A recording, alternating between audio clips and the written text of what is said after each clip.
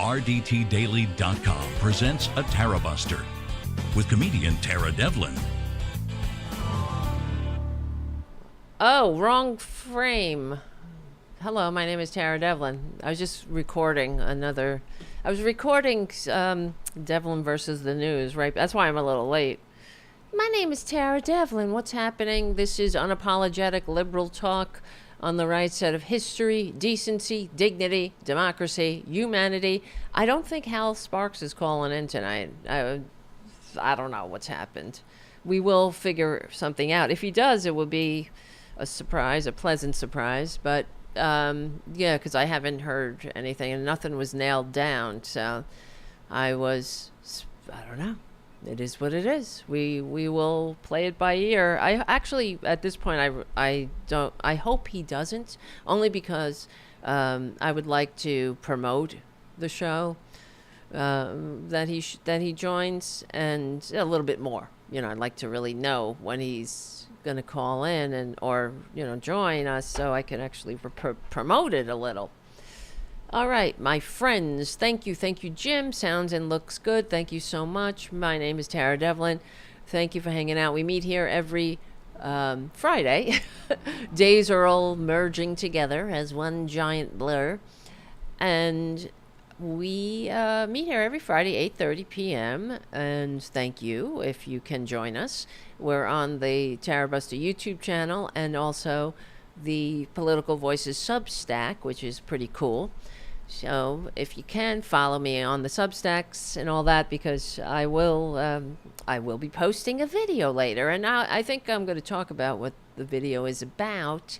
We're going to discuss it a little bit here, and because I write some videos and articles for the Political Voices Network. So please follow me on the Substack and follow my partner on the Tara Show, Tara Dublin, and all the Political Voices cast and crew, man, because this is how we're gonna win.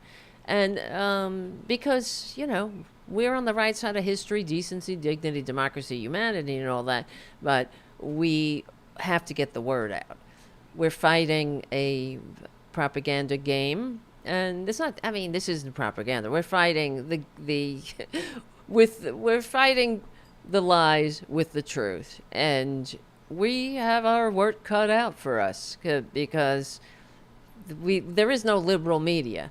This is the liberal media. You're looking at it. It's me. It's the Political Voices Network. It's Tara Dublin in her living room, and it's it's Hal Sparks. It's John Fugelsang.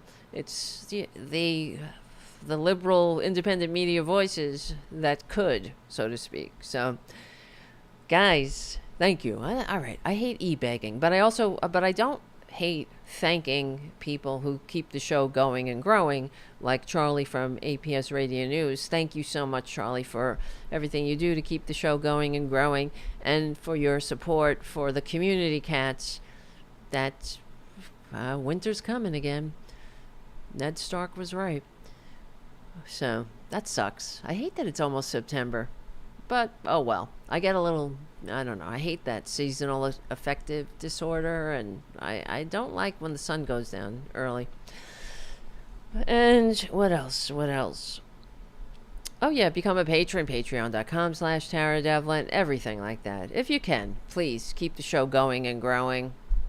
And I don't know, if you like the show, tell your friends to come hang out with us on Friday night. We have a great crew at youtube.com/cfachannel/Tarabuster.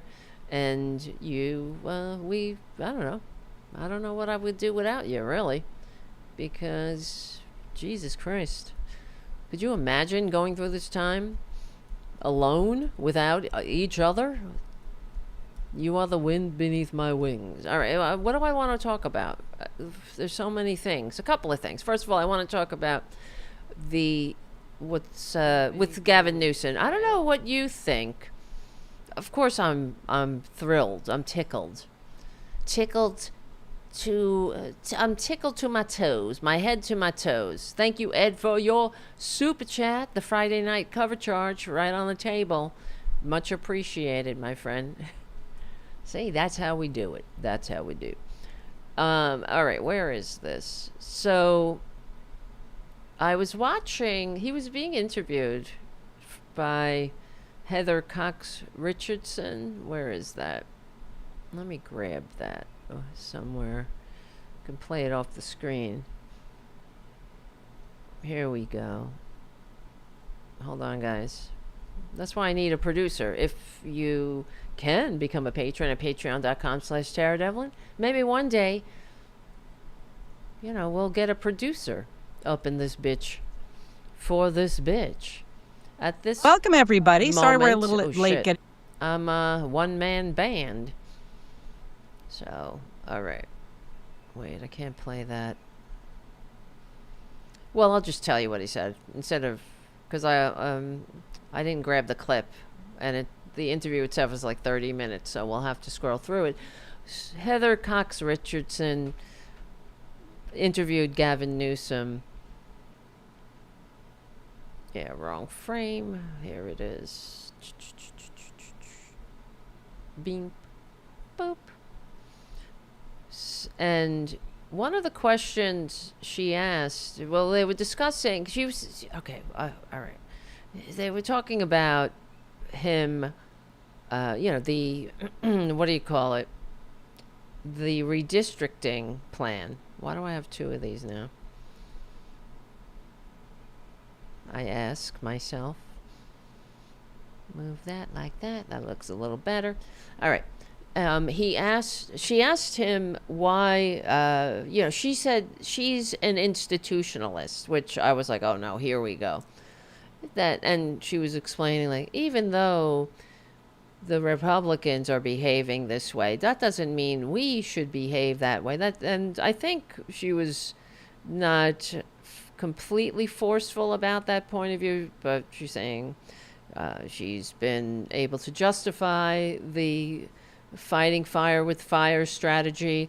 But, I'm an institutionalist. Well, if those institutions are on fire, if they're crumbling, if they're under attack, I should say, and they're not withstanding the pressures of the assault, then we have to kind of address the fire first. We have to address the assault.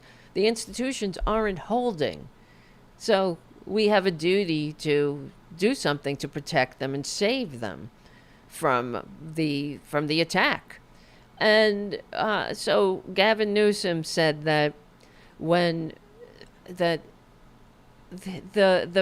California redistricting will only go into effect if the Republicans make their move. If the Republicans make the move in Texas and try to get five more seats, gerrymander themselves into 5, they're going to, one of the seats that they will destroy is Jasmine Crockett's seat. This is who they are, because she's good. She is effective. She's a star. And she's not afraid to call them out, but they hate that, right? So that's how they play this game. They're not in it, the field of ideas. They're not interested in fighting a battle fairly and squarely on the field of ideas. Their ideas suck. Their ideas are make the rich richer and the working class the more malleable working poor. Drag us back to the system the founders fought a revolution to overthrow. That's their idea. Okay? That's it. Their idea about government is to make government, the mechanisms of government, work for them. Not us. Not to promote the general welfare. Not to promote make a more perfect union. It's to make themselves rich. Make it easier to steal. They're lazy. They're not that smart. They're underwhelming. They're cheaters. They're crooks. Like Trump, his entire life, just a grifter with not very good instincts. He's not that smart. That's why it just gets me insane when I listen to him go off about AOC, low IQ, Jasmine Crockett, low IQ. Give me a break, please. I would love to see them. Just take a test. Take an American history test, right? Take an AP history course or government civics class. Maybe just do a regular high school class. These fuckers don't know shit. Traitor Trump trying to manipulate. Now he's gonna go through the Smithsonian.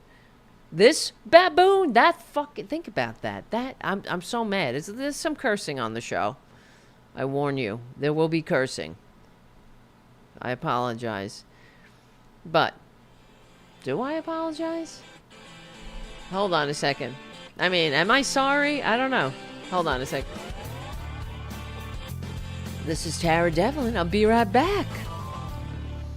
So, but think about the fact that this baboon who paid people to take his tests in high school, in college, never learned shit. The first maladministration we heard the tales, how they had to explain history to him. They gave him a crash course in American history from the last 50 years. He had no clue. Why are there, why is there something called NATO? What is, he had no clue. They're all clueless. And he doesn't know shit. He's like, goddamn, all of them. I mean, remember when Sarah Palin she sucks too. They all suck. Was talking about, what was she going on about? Paul Revere ringing those bells. Remember when Paul Revere rang those bells? They know nothing. They get their history from movies. And, movies aren't historically accurate. For people who hate Hollywood so much, they really do depend on it a lot, right? They're so susceptible they're like children. That's what it is. When my nieces and nephews were little, and I'm sure you guys, a lot of us have children and whatnot, and we have contact with young people. You know how it is. When you're little, or when you're growing up, things are black and white. They're easily, you have to distill it down to the easily palatable chunks. There's the gray, the nuances, the good, the bad, and the ugly. It all, you have to make it palatable for a child. And the trouble with Republicans is that they never grow up. They don't grow up enough to take the whole thing like adults do, right? In order to be a functioning adult, you got to look at yourself and say, well, this is working, that's not working, or you know what I mean? You make adjustments. But my point is the fact that we have to go along with this incurious baboon's assault on history and reality is such an offense. And that's what I keep thinking. How much longer do we all, or are we all gonna go along with this? Play this game? Like the fact that he's in Alaska right now with his master, with his handler, Putin, is... and all the cameras are up there, and all the news coverage, the distractions up there, and they're putting cameras in his face, microphones in his face. We all have to hang on the words of this treasonous baboon and this America-hating dictator who owns him. It's, are we all going to go along with this? How much longer? Are we all going to, put, just say, like, enough is enough? And I guess it's the institution of the presidency. We're supposed to respect the institution of the president or the office of the presidency. Well, You first, traitor Trump. But, so, okay, what was the point? I'm going all over the world. So Gavin Newsom, in this interview with Heather Cox Richardson, says that, don't worry, the California redistricting plan will only be triggered if Texas pulls the ripcord first. If they pursue this redistricting plan in Texas to steal 5 seats, then California, that will go into effect, and they will make 5 seats. And you know what? I'm happy that he's doing that. But what do you guys think? I'm serious. Let me know in the chat and all that. Fuck that. How's that? How's that for a scintillating political commentary? Fuck that. Why are we waiting for them? Just do it. And not 5 seats. Make it 20. Make it 25 seats. Make it 45 seats. How about you make the entire map blue? For Christ's sakes. Why are you waiting for them? We're still waiting for them to make a move, to make our move. Fuck that. You know, and then I was thinking about this. I'm like, well, they're trying to maintain the moral high ground. So, because as you know, if you're watching Fox News, and I do have to do that sometimes, I know. That's why please become a patron, patreon.com/TaraDevlin, and keep the show going and growing, because damn, kid, I need my therapist too for that. It does get my blood pressure going. But the fact is, we have been on the back foot for generations. We've been waiting for them, and then we respond. They make a move, and we respond. Well, how about we just do it? Why are we waiting for Texas to do their redistricting? And like I'm saying, I'm sure they're trying to keep the moral high ground. That's what Gavin Newsom's trying to do, saying, well, we only did this in response to the Republican assault on America. But that assault's been going on for decades. This didn't happen recently. It hasn't. I mean, Trump is the friggin' symptom of the problem. But we have been under the tyranny of the minority for generations. And that's the moral high ground. How about saying that and pointing that out is us reclaiming the moral high ground and saying, look, we're done. We're done playing defense. And even Gavin Newsom saying that we're only going to take those 5 seats or make those 5 seats if Texas implements their power grab. Well, how much are we okay with the rest of the bullshit that the Republicans have brought us for the past 40 years? Oh my God, I'm sorry. Twisted Nerves Painting says, I lost my health insurance through Medicaid, and you are my therapist now, Tara. Jeez. I'm sorry, Twisted Nerves Painting. Jesus. This is what I'm talking about. Oh, we'll get to, there's another story I wanted to talk about with Sarah Huckerbee Sanders and the MAGAts, because people are losing their Medicaid now. And, but we'll get to that in a minute.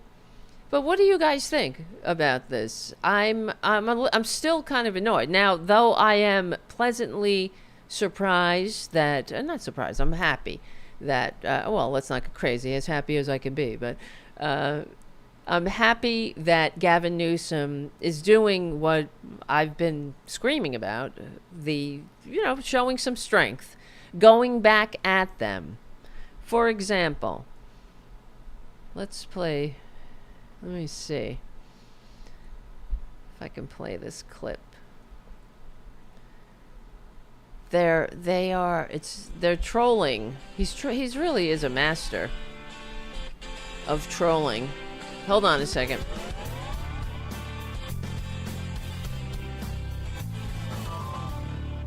Where is this? Oh, shit. Where I fucked it up. Fuck, that sucks. All the videos I grabbed, they're all at the wrong aspect ratio. Isn't that wonderful? Son of a bitch. But so anyway, I'm of the opinion while I fix all my problems here. Hold on a second. The fact is that we have been under this tyranny of the minority for generations. So why not begin anew, Liberation Day, as Gavin Newsom called it? Why not stop playing defense with Republicans? Why not take back the power that the Republicans, that the conservatives have stolen for the past however many years? I mean, you know how I feel. I've made the case over and over again that America would be much further along if we had finished Reconstruction, if we had not been so kind to conservatives all throughout our history, and we have been entirely too kind to traitors. And not so coincidentally, the traitors are always coming from the right. And maybe, am I wrong? Somebody pointed out in the chat, because there is no both sides to this bullshit.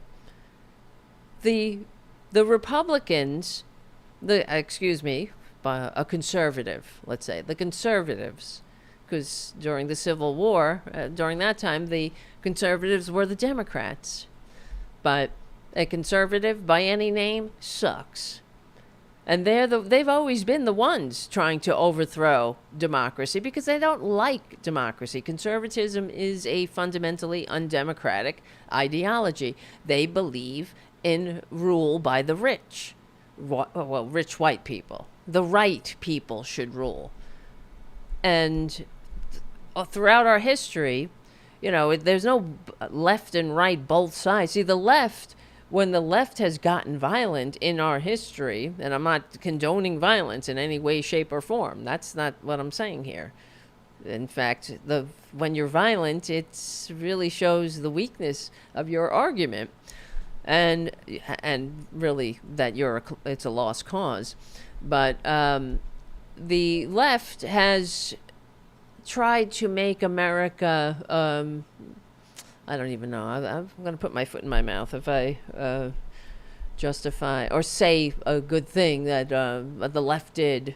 Well, the left has. I'm talking about back in the '60s with the weather men and that kind of. There's really no other violent left movement in our lifetimes. Right? I mean, Antifa is not a thing. Antifa is an ideology. It's not an organization, and it's not it's not organized. There's nobody leading it. It's not out to overthrow America.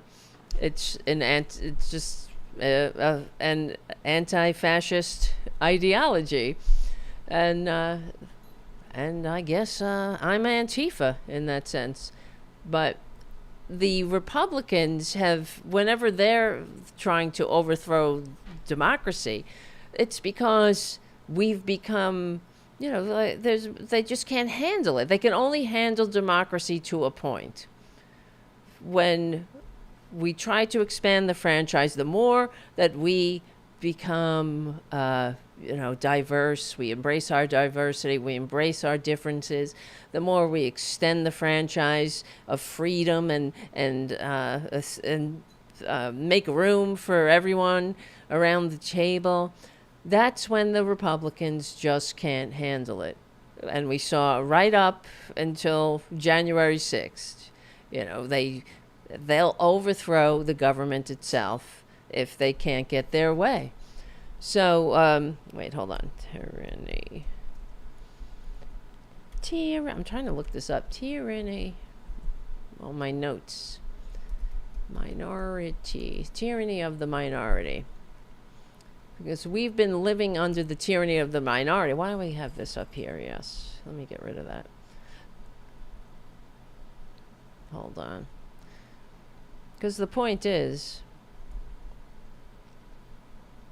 the way I look at it is that it's time to take our country back, right? How long have we heard Republicans screaming about, we're taking our country back from what? They're taking it back from decency. That's what they're talking about when they're screaming, we got to take our country back. Decency, dignity, democracy, humanity. That they want to take our country back from things that actually make it good. But when I want to take our country back from the grips and jaws of fascism, I want to take our country back from the tyranny of the minority. We're not a pure democracy, of course. We're a republic, a constitutionally limited democratic republic. And then we have the Electoral College, which is a stopgap that the founders put in there. So so democracy wouldn't truly break out. It's the candidate winning the presidency without securing the popular vote, which all over the world, the popular vote is called the vote. And this has occurred how many times in history? 5 times? Twice in the 21st century, both benefiting Republicans. So, and then we have the U.S. Senate, which is each state getting 2 senators, regardless of population. This is disproportionately, it's fundamentally unfair, right? You never hear us crying and whining about it, though. It's unfair. It's so unfair.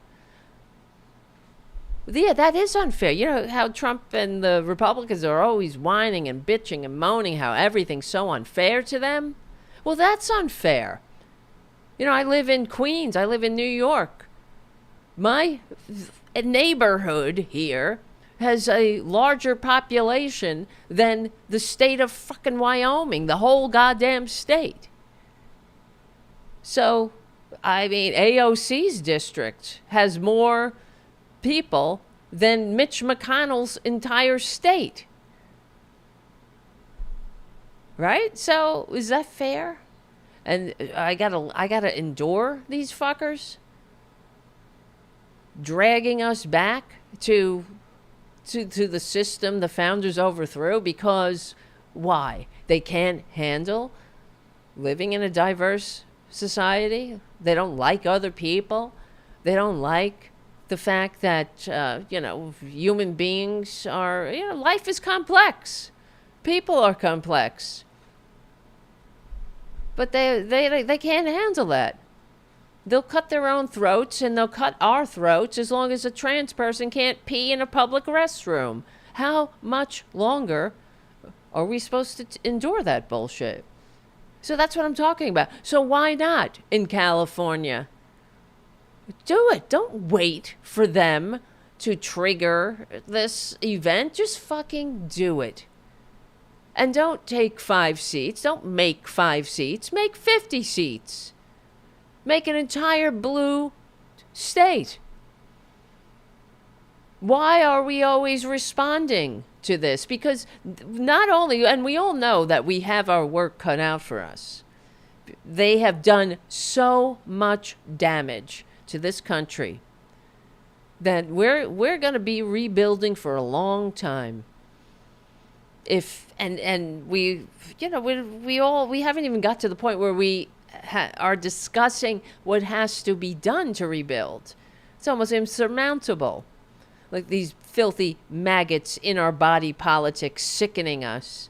Like the termites, they're whittling away at the pillars of democracy. They've been whittling away for years. And they've gotten very far. The House, we've got a lot of problems with their country.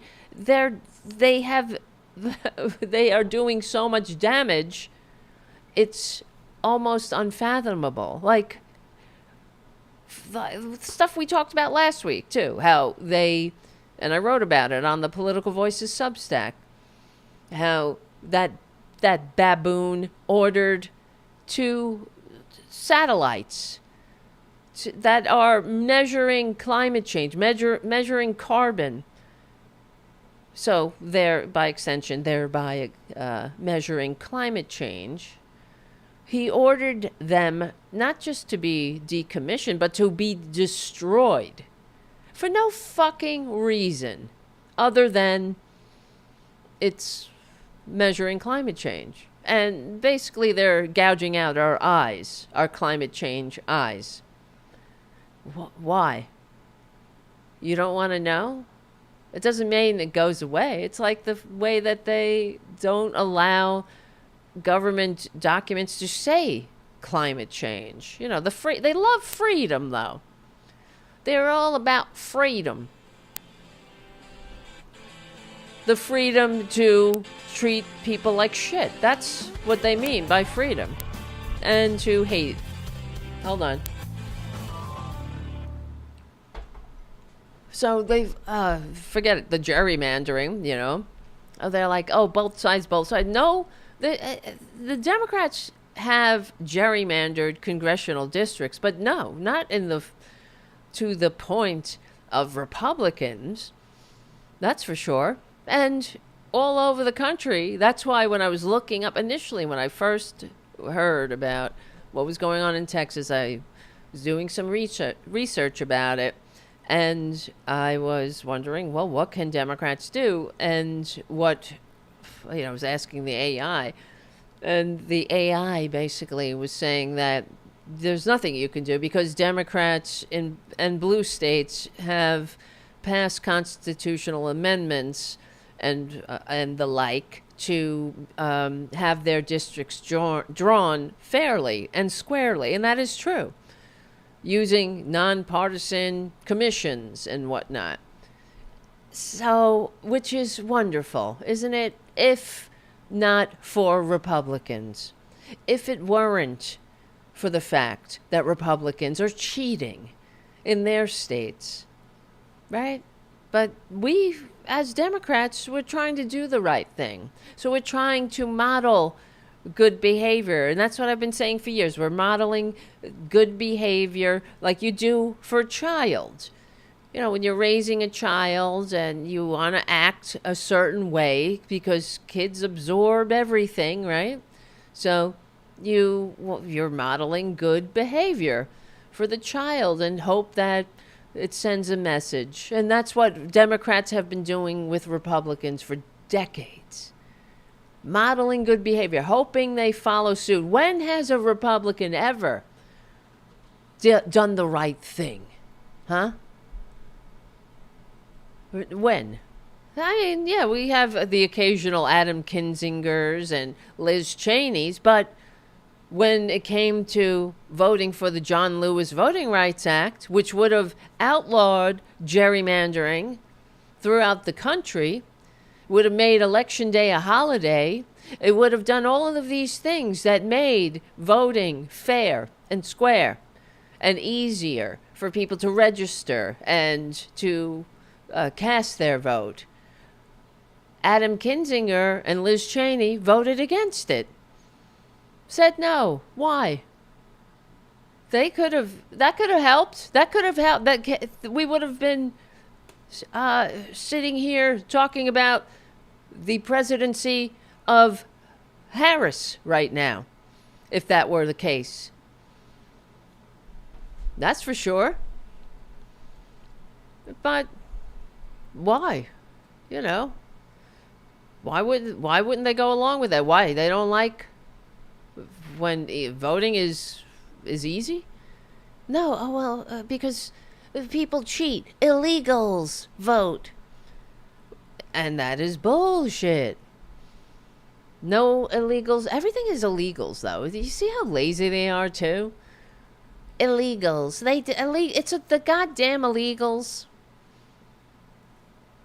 You know, prices are up in the grocery store. Everything's illegals. They're so fucking boring. And lazy. And yes, that's right, Jim, on the chat. Modeling adult behavior hasn't worked. They don't have an interest. in what we're doing. They don't like the grand experiment in liberal democracy. That's why they're fucking with the education system. Because, in order to have, and I've said this for years too, that in order to have a functioning society, a country, we have to share a common story. And and how do we get our stories? How do we know our stories and tell our tales and teach them to our children? We do that through education. And that's why, on top of everything else, the Republicans, they hate education. They hate the Department of Education. They hate government schools. That's what they call it, government schools. Well, they hate government. And what Democrats should have been saying for years is that when Republicans say they hate government, what they really mean is they hate democracy. So listen to that. Translate to that. I speak that language, because I study Trumpanzees like Jane Goodall studies the apes. So I know how they think. And I'm just getting the word out. Everything that they attack, they hate. It's because they hate democracy. It's all about undermining democracy. So we need a common story. We need a common history. And good, bad, and ugly. There's nothing wrong. See, I think I told you the story once when, and it was kind of a fascinating insight or window into the world of a MAGAt and how they think, right? In my studies of Trumpanzees, there was something I told you guys that I watch. You probably do too. Though there's a lot of predator catcher videos on YouTube. Sometimes when I'm working, I'll put them on, like the Chris Hansen type videos. And what's shocking, frankly, is how many, there are many groups that do this, which is great. And I think they should keep up the great work. And for those who don't know, it's how they go online, they pose as underage girl or boy, and then some predator, probably Republican, starts. I'm just kidding. Well, many of them are Republicans, but and it is true. I'm not just saying that, but they start engaging in conversation with the kid, and then the kid will say, "Well, I'm only 13," and not a non-pred would be like, "Okay, see you later," but then you'll have the predators that continue to groom, and then they show up, and then here comes what's his name, Chris Hansen, have a seat, right?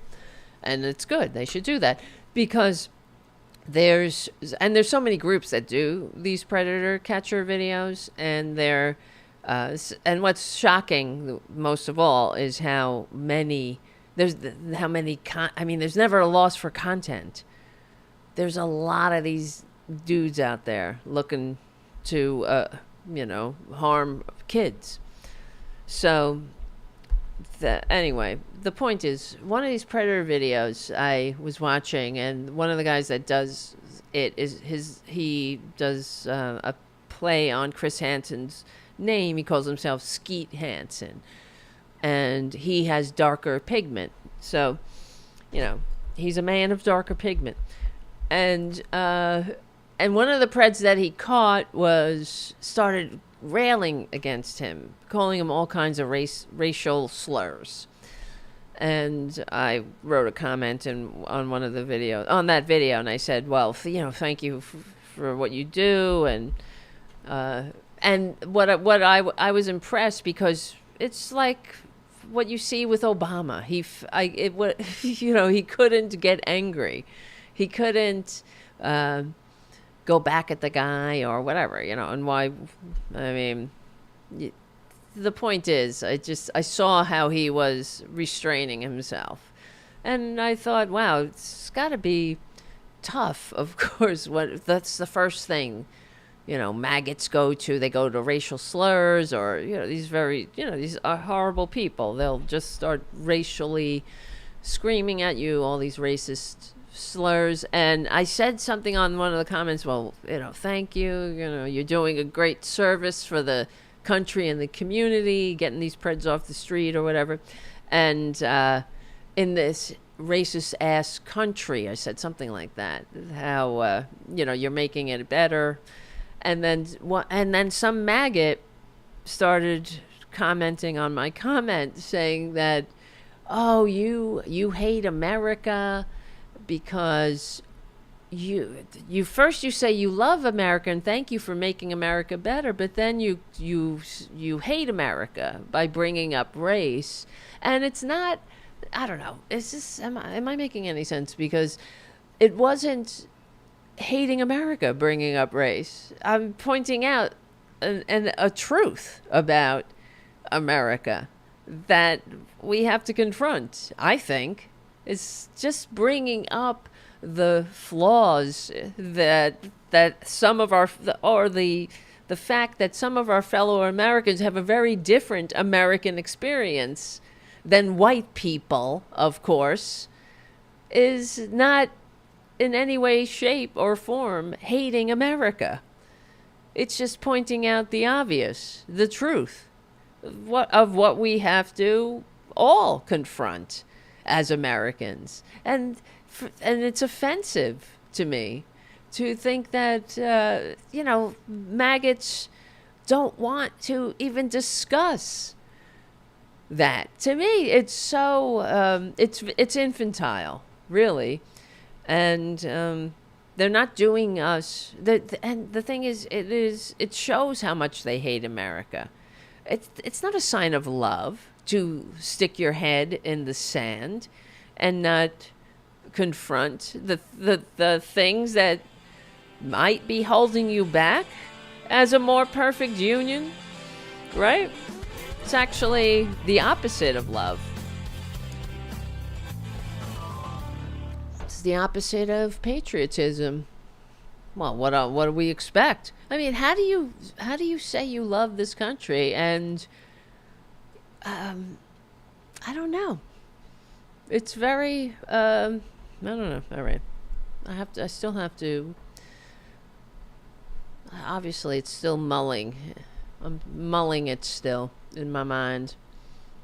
But the point is, let's get back to this.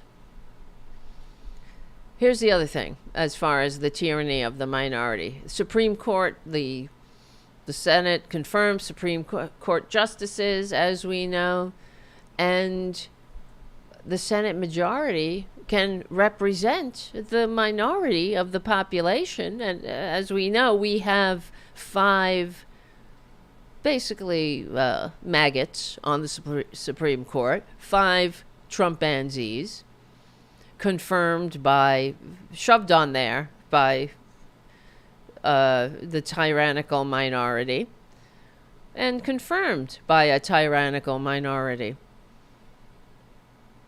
So, yeah.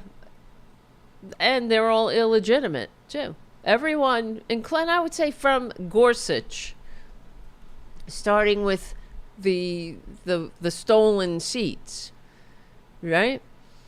This is an illegitimate Supreme Court. And that's another thing. It goes into what's going on with Gavin Newsom and the redistricting. Redistrict. Don't wait. Right? Same thing with the Supreme Court. Because we have to get this country back, just like the MAGAts have been trying to steal it right out of out of our hands. And I'm talking about out of the promises. They want to steal the promises of America and just drag us back to the system that the founders overthrew. So they've been doing that. They've been working very hard for generations. That's one thing you got to give them. Once they put their mind to it, that Powell memo back in the day laid it all out, and they have been following that. Yeah, let me look that up now. The Powell memo. Let's see. What did it say? And for those who don't know, the Powell memo was it's talking about Lewis Powell, Supreme Court Justice, written by Lewis Powell, August 71, before he was appointed to the U.S. Supreme Court. It addressed confidentiality. It was addressed confidentiality to the U.S. Chamber of Commerce. Yes, that's what happened. And outlined a comprehensive strategy for American business interests to counter what Powell described as a broad attack on free market capitalism. But what they were talking about was the progressivism in general, that, women were burning their bras and men were saying, hell no, we won't go to your wars. And it was protesting the war. It was breaking out in all the universities. And all of that to conservatives is chaos. So Lewis Powell wrote this memo. How are we going to overthrow America?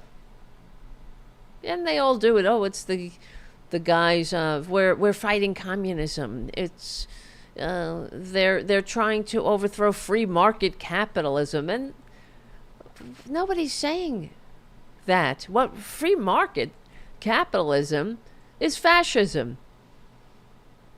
Because what's the point of a market if you're nothing but a pawn? If these billionaires can't have their boot on your neck, right? That's what they're talking about. Anything that takes any power away from the rich is an assault on free market capitalism. What's a free market? What, you could just sell, why don't you just sell shit, you sell whatever you want without any regulation. That's what it is. Without pesky regulation. You don't want to have to consider we the people or the community or the environment or if you can make a buck if they just can't seem to make a buck unless they can pour their poison into our commons or exploit us or treat everybody like shit. That's what they're talking about. The American people post World War II, thanks to the Great Prosperity, thanks to the New Deal, were a little bit too uppity for the conservatives, right? And they that's the problem. That's why they went after universities. And what were the liberals doing? What were progressives doing? And as to counter this, nothing. That's what we've been doing. Because I don't think, this is what I think too, is that the Republicans, because we're not devious, we're not demons, you know what I mean? So we don't think like that. We have to start not thinking like that, but acting as if we are on the right side of history, decency, dignity, democracy, and humanity, and be unapologetic about that, and unapologetically take this country back to decency, dignity, democracy, and humanity. Who could have ever thought in 1971 that we'd have a fucking uneducated, incurious baboon curating the goddamn Smithsonian, taking himself out of the impeachment, right? Taking himself out of the impeachment exhibit. Well, he did. Well, did he take himself out, or did they preemptively do that? To tell you the truth, now that I think I don't know, quite sure. That's the other problem, right? Don't obey in advance. But now they're going through the Smithsonian and they're seeing what's triggering to the poor, put upon, underwhelming white rich bastards who have their boot on our neck. What kind of bullshit is this? It's right out of Nazi Germany, too. Didn't the Nazis have that? Of course they did. They had their what was it? The degenerate art. They had a exhibition. What was it called? Something about degenerate art. I had it written down. Let me see. Hold on a second. Hold on, people. Degenerate, right? Isn't that what it was called? Degenerate art. And then they had, it was to compare and contrast. Yeah, the Nazi degenerate, I can't say some words sometimes, guys, you know that. It's hard. I don't know why. Degenerate, it just won't come out of my mouth. I have like a minor speech impediment, in case you haven't noticed. But you do a show anyway. Degenerate art. Yes, it was a term adopted by the Nazi Party in Germany for modernist works, expressionism, cubism, Dada, surrealism, abstract art. And they had, they staged at the famous, or infamous rather, degenerate art exhibit in Munich. Where they displayed 650 confiscated modern works, presented deliberately chaotic, crowded conditions accompanied by mocking labels and propaganda intended to ridicule and incite public outrage. Well, why don't they do that? That's what the MAGAts should do. You know, real history. Wow. Well, that's what they're doing in the Smithsonian. And in fact, what are you going to do about the Museum of African Americans, right? There's that museum. These poor put upon white people. It's embarrassing. And shame on them. Shame on the Republicans for allowing it to happen. Could you imagine? See, this is why I hate Republicans. Because if they were only consistent in their outrage, then I might be able to tolerate them. But it only gets triggered when a Democrat does it. So that's how you know that they don't have the best interests of the country at heart. That's how you know that they're full of shit and that they're up to no good. And honestly, I don't know how they stand themselves. How can you stand yourself? How can you look at yourself in the mirror knowing what you're doing?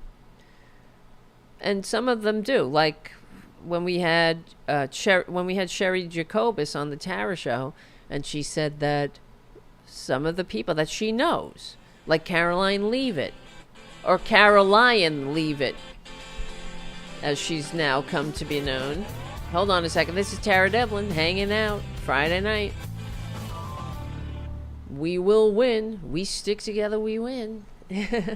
Nice to see everybody. And nice to see you on the Substack, too. I'm reading the chats over at the YouTube channel. YouTube.com/C for channel/Tarabuster. I'll put that link in the Substack chat. And if you can, even if you're not going to watch it on YouTube, if you can just subscribe on YouTube, that helps, and like and subscribe and all that stuff. Get the algorithm. Oh shit, what was I saying? All right, I'm really rambling tonight, but I don't know. Am I? This is a very philosophical show. Am I rambling or not? But we are on the tyranny of the minority for generations. So that's why I think. So here, let me just boil it down to brass tacks. That I appreciate Gavin Newsom. He's great. And I hope, hey, if he runs for president, I think he will be a great president, frankly. And I would love to see him wipe the floor with every Republican that he encounters. And he's doing a great job.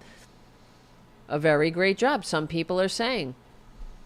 Many people are saying he's doing a great job.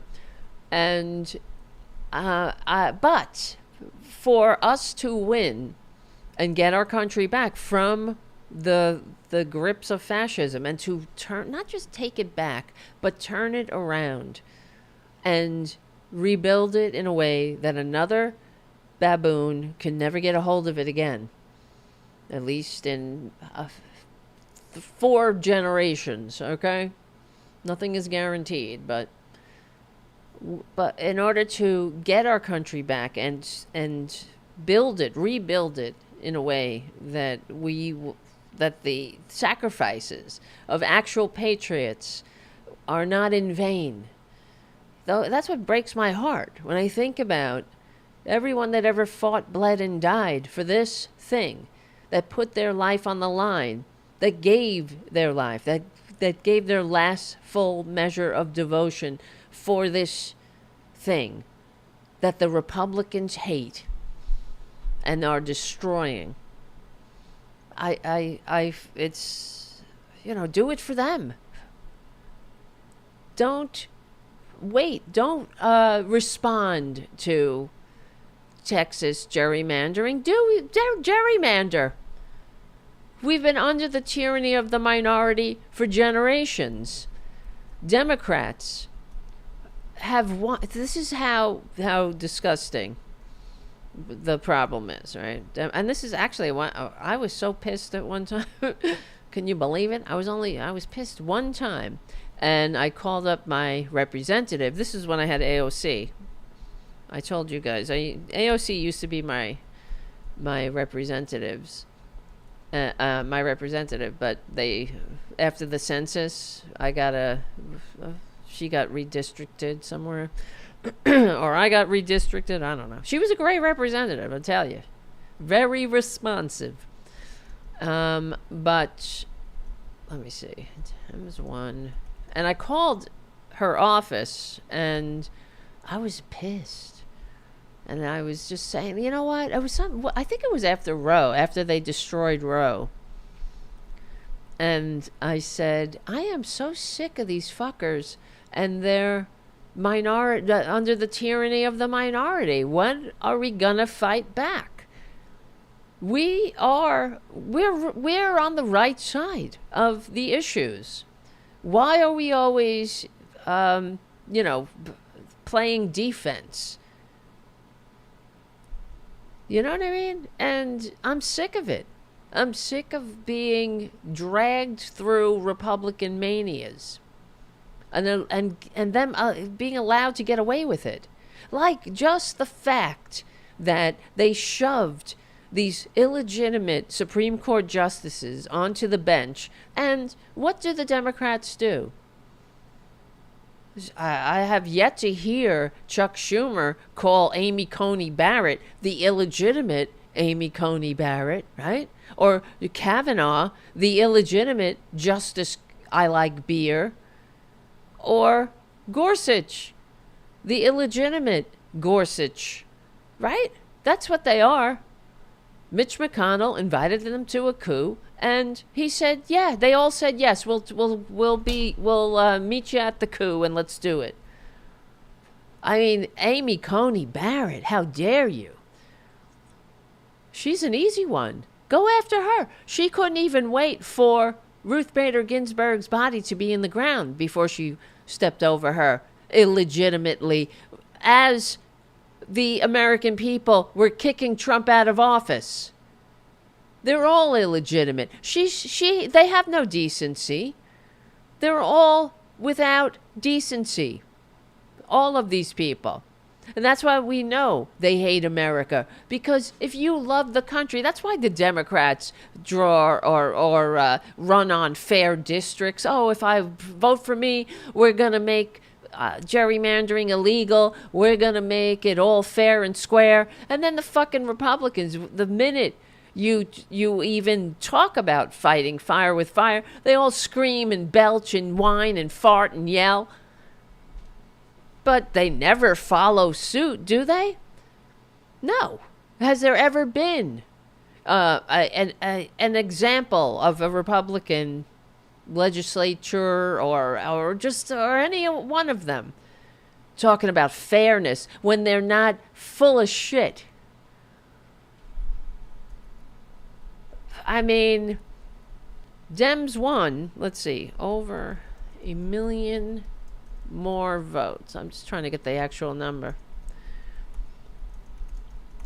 Still in the minority. Oh, God.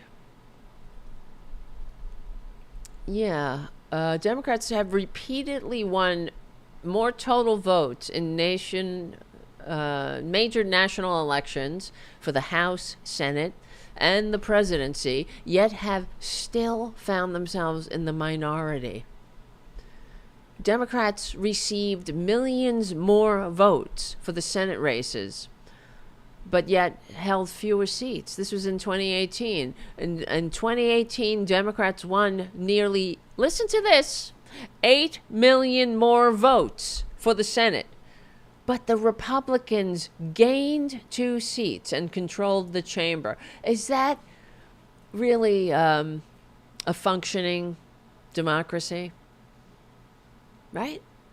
Because we wouldn't be living in a country without universal health care, without living wages, where they're dragging us back to the dark ages, where they're destroying satellites that monitor climate change, where they're destroying, renewable energy, clean, renewable jobs for fucking coal and oil and things that, the hottest year on record. And they're dragging us backwards while the whole world is moving on. This sabotage, no wonder Putin loves this fucking baboon. He couldn't have harmed America in all the ways that traitor Trump has. Oh my God, he can't believe it. His luck. He wakes up giddy, pinching himself. Hold on. This is Tara Devlin. Become a patron at patreon.com/Tara Devlin and all that other stuff. Tell me, you like hanging out on Friday nights? I do. I love you guys. I love you. I love you. I love you. Okay, well, let's see. Where am I? Where am I? House of Representatives. Here we go. Here's some more stats that will make your head spin. Okay, Republicans. Let's see. Yes, at 2018, Democrats won nearly 18 million more votes for Senate than Republicans, but Republicans gained 2 seats and controlled the chamber. This is because each state is assigned 2 senators regardless of population, giving small, typically more Republican states disproportionate power. And that's what I'm talking about, too, because you know what? No one is dreaming about visiting Tennessee before they die. Are they? These poorly run red states with their crime rate, their out of control violent crime rate, their murder rate, their fucking ODing left and right. They have no education. They have no health care. They can, but at least a trans person can't pee in a public bathroom. So let's see. Democratic senators in the current 50-50 split. Well, not current, is it? Democratic senators represent 56.5% of voters, and Republicans represent 43.5%. Yet they control the Senate. This is a tyranny. You can't have a functioning society when the fucking minority is in control. The tyranny of the minority. And that's what it is. If the minority were normal, who, if they loved America, if they loved their fellow Americans, that's why I'm so sick of them. They hate this country. They hate their fellow Americans. You cannot call yourself a patriot while hating everyone in this country, hating your fellow Americans. And that, even though I can't stand these Trumpanzees, I hate them because they're dragging us back to the dark ages. Like, I hate them. Like, I hate a mosquito, that bites me or whatever. Or that I would hate a parasite destroying my body. I hate the maggots destroying the body politic. So, but I don't want them to suffer. I'm trying to make sure they get health care. I want to make sure they have living wages, retirement security, that they can go to the hospital, that their rural hospitals aren't closing, that their grandmother can have some dignity in her old age, that they have living wages and decent working conditions and retire in security. And then maybe they could go and get an education if they want. I mean, what is the meaning of life? These pricks. I just want to show this one thing. If I can find it. Janine Pirro. I was just thinking of it when I was talking. She did a video. Where is this? About the person who threw a sandwich at a cop. Where is this?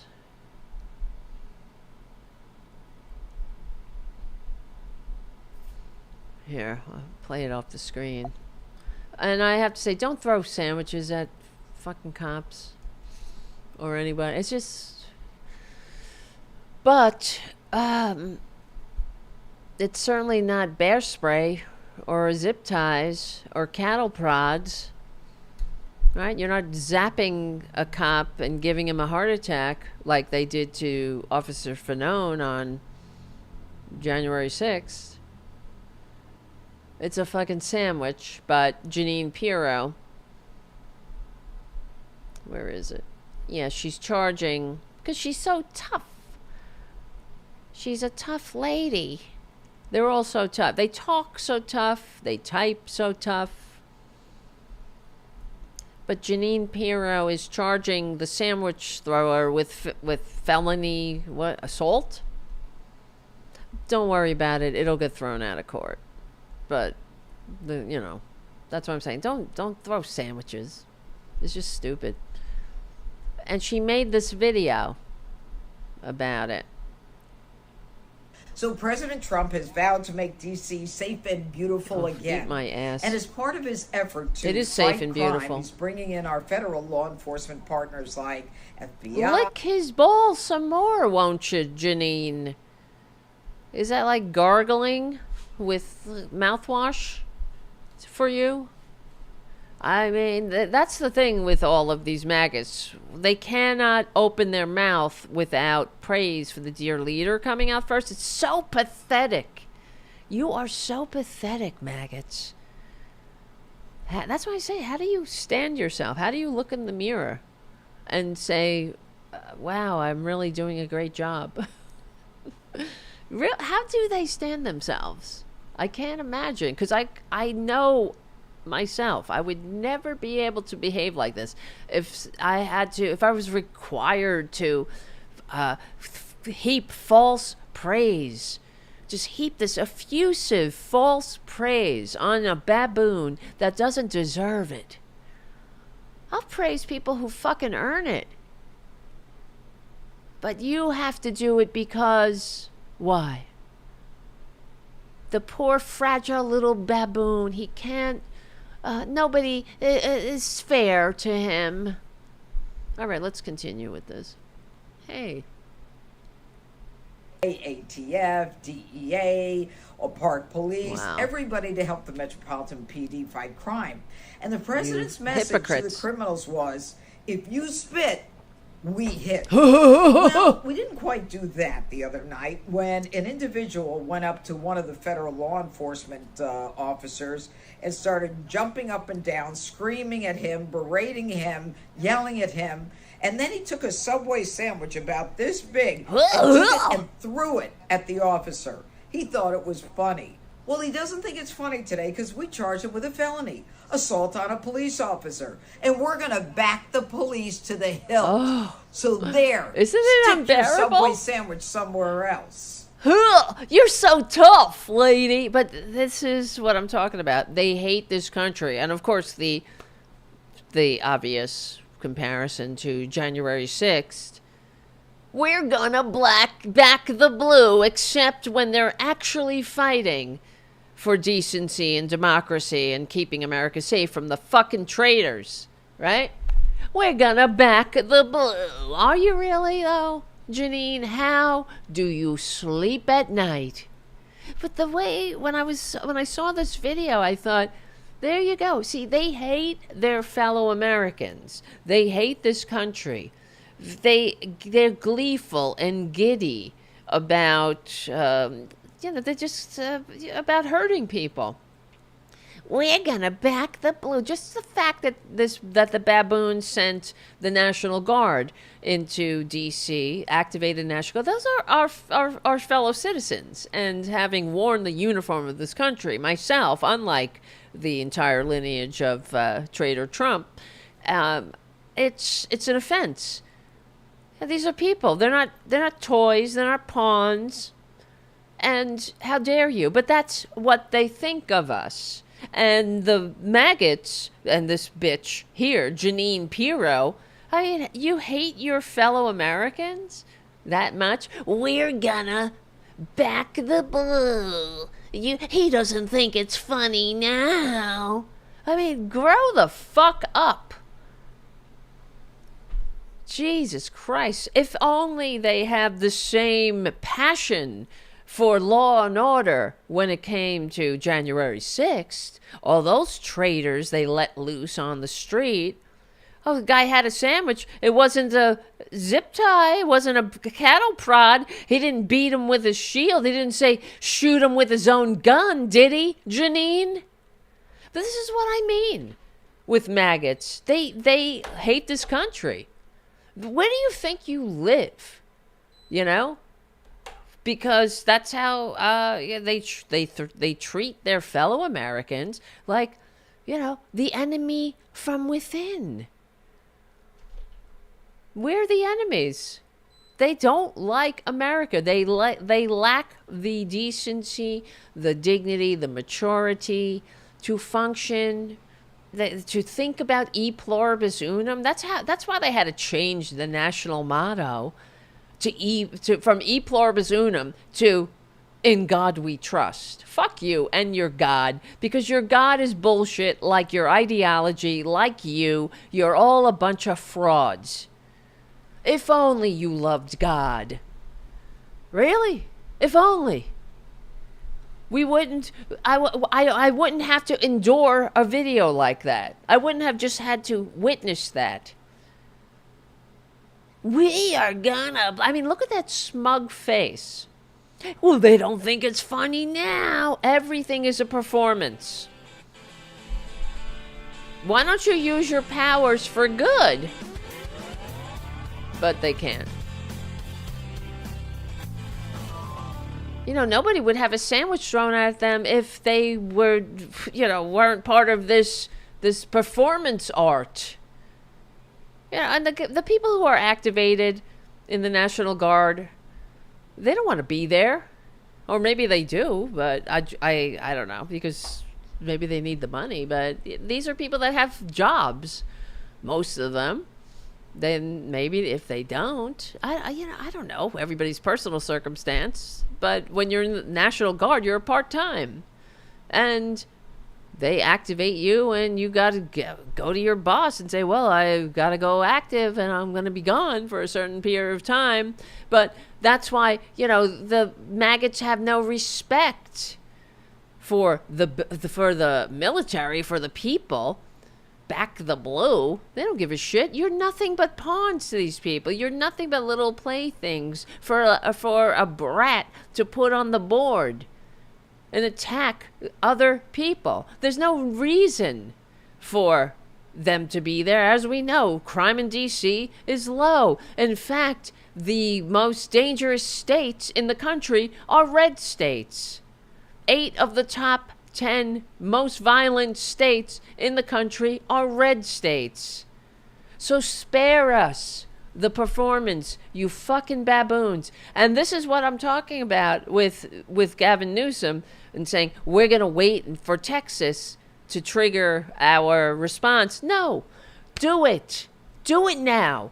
Get gerrymander every blue state. Fucking gerrymander to the max. Make it entirely blue. It's time to stop playing with these people. To stop playing defense. Because doing what Gavin Newsom says, as soon as Texas does it, we're going to do it. That is still playing defense. Let's go on the offense. Say, you know what? We're done. Ever have enough? Right? Have you ever had enough? It takes how many drops until the whole bucket, it's that last drop, and then the bucket tips over. You're done. Aren't we done yet? Enough is enough. We have been enduring them. They're not playing. They have no decency. They don't have an interest in coming to their senses. No, Obama, the fever will not break. In fact, the body politic, we're going to die. The entire body politic is going to die before the fever breaks. We have won the popular vote 7 of the last 8 presidential elections, but have only become the president 5 times. Thanks to the tyranny of the minority. Right? We win millions more votes. Democrats won millions more votes for the House and ended up with fewer seats. How much longer are we going to take it? I'm sick of it, personally. I'm sick of it. In 2020, the Democrats won the popular vote by several million, but lost seats and barely held on to the majority by a fucking whisker. So that's a problem. And that's what I'm talking about. I mean, Gavin Newsom's not going to listen to me. If we ever got him on the Tara show, let's say, he's going, maybe we can. I don't know. I would love to talk to him for 5 minutes and say, why are we waiting? Just do it. Take it. And I know you're saying, well, we need to maintain the moral high ground no matter what. We're the good guys, they're the bad guys. Yeah, you could still make a moral argument and maintain your dignity and decency by just telling the truth. We're sick of it. You know what? We have been under the tyranny of the minority for generations now. Enough is enough. We're sick of them fixing it so they can get fewer votes and still win. So it's time to take it back. Take it back without apology. In fact, we're sick of the illegitimate Supreme Court. We're sick of the corruption. It's time. So good. I'm glad that he's hitting back. But in my opinion, we have to hit back harder. And thank you, Matt, for your super chat. I'd vote for Newsom. Yes, I would too. I liked him since he was the mayor of San Francisco and started marrying us gays at City Hall. Without him, we would have had Obergefell. Yes. He's good looking, and you can't hold that against him. You got that right. And thank you, Michael McAndrews, for your super chat. We love you, Tara. Love you right back, my friend. And thank you, Jim, for your super chat and for being a moderator. And thank you, Redfoot, for being a moderator. I don't know.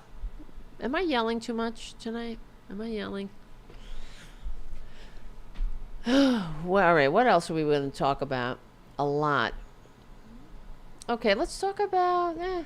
what time we got here? We're going to lose the Progressive Voices audience in a few...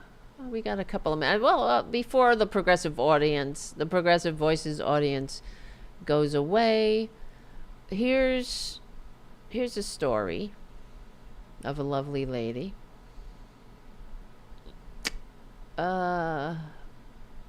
her name, well, she's not too level. Her name is Sarah Huckabee Sanders.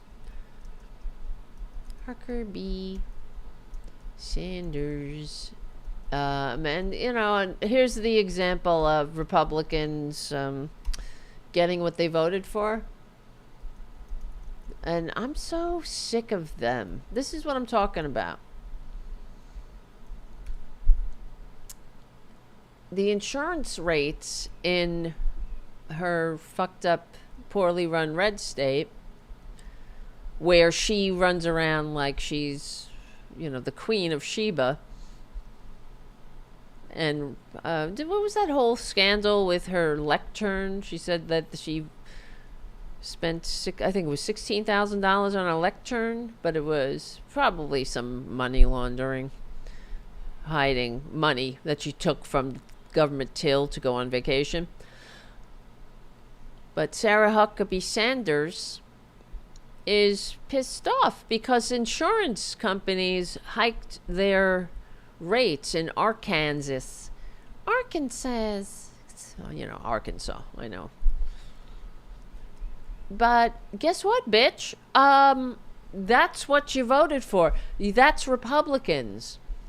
But if you buy your own health insurance in Arkansas, thanks to the ACA, you could do that. Back in the day, you couldn't get health insurance. This country is so fucked up.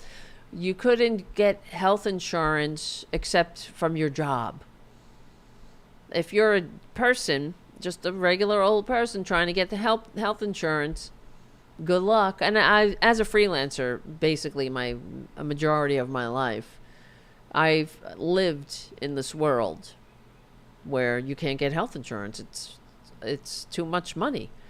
It's thousands of dollars. It's absolutely ridiculous. But now, well, when they passed the ACA, I was weeping. And you talk about freedom, right, Republicans? Well, you're not free if you can't leave a job because you need the health insurance. And then, of course, we all heard the stories about people who had to join the military, for example, because their wife got cancer and they couldn't afford to get treatment. So they had to join the military. And you think that's freedom? Thomas Jefferson wrote how he was so happy that we had no standing army. He was boasting, saying we don't have the paupers to furnish the materials. Well, we do now, Mr. Jefferson. Not that, but this is thanks to Republicans. They're gonna pay, the people of Arkansas and everywhere else are gonna start paying more in a few months, a lot more for their health insurance, because the rates for individual plans are gonna rise in Arkansas an average of 36% next year. But that's because you voted for it, MAGAts. I think they thought that that it was only going to be trans people were going to have their insurance rates cut. I mean, their insurance, they were going to lose their insurance. Why can't I talk? Guys, that's the end of the Progressive Voices part of the show. Will you come on and check out the rest of the show at the Political Voices Substack and the Tarabuster YouTube channel? We will win. Become a patron at patreon.com/Tara Devlin. Thank you, Charlie from APS Radio News, for all you do to keep the country nice, and for caring for all the community cats. It's a little loud, isn't it? We're on the right side of history, decency, dignity, democracy, humanity. Check out the Tara Show every Tuesday and Thursday, Tuesday and Thursday, 2 p.m. with myself and Tara Dublin. See you soon. All right. Let's get back to this. Yeah, so good luck, Arkansas. 166,000 Arkansans, how do you say that, get their insurance on the marketplace. Well, that's Obamacare. That's that ACA. You don't like that Obama's cares. You want some of that Trump care, which ain't shit. It's die quickly. Don't get sick, and if you do, die quickly. Insurance company here, she writes, this hypocritical bitch who voted for every cut to the ACA, every assault. You know, Republicans have never seen an assault on the ACA that they weren't full tilt boogie on board with. But now, oh, wait a minute. No, my insurance is going to go up. Insurance companies, she writes on Twitter, insurance companies want to raise Arkansans' premiums as much as 54%. My response is simple. That is unacceptable, and my administration will not stand for corporate profits over Arkansas's people. Read my full statement below. Am I saying that correctly? Arkansans? Sorry. Whatever. Are tired of getting outrageous bills from multi-billion-dollar insurance companies. Wow, you sound like that bitch Tarabuster on Tarabuster show. You sound like Tara Devlin. Yeah. How come you didn't support the public option, Sarah? How come you're all for the big ugly bill? This is the big ugly bill talking now. How come? But you see, they don't like it when the sting of the lash falls on their shoulders, the sting of the lash of Republican policies. They want to hurt you. You know, like that famous quote, he's not hurting the people he needs to be hurting. Nothing justifies, and the tweet continues, nothing justifies year-over-year premium increases of this scale. It's wrong and prohibited under Arkansas law. Arkansas insurance commissioner is required to disapprove of proposed rates if they are excessive or discriminatory. Well, how's about a for-profit health insurance racket shouldn't exist? Why is it we got to pay? We're the only country on earth that pays for health insurance. Your money or your life. That's not freedom. I just can't take the moaning and groaning when the clear effect of the causes that they make or that they inflict on us come to fruition. Talk is cheap. This is, as the article from the Arc Times says. Who wrote it? Just give credit where credit is due. Benjamin Hardley, Arc Times. Yeah, talk is cheap. Healthcare is not.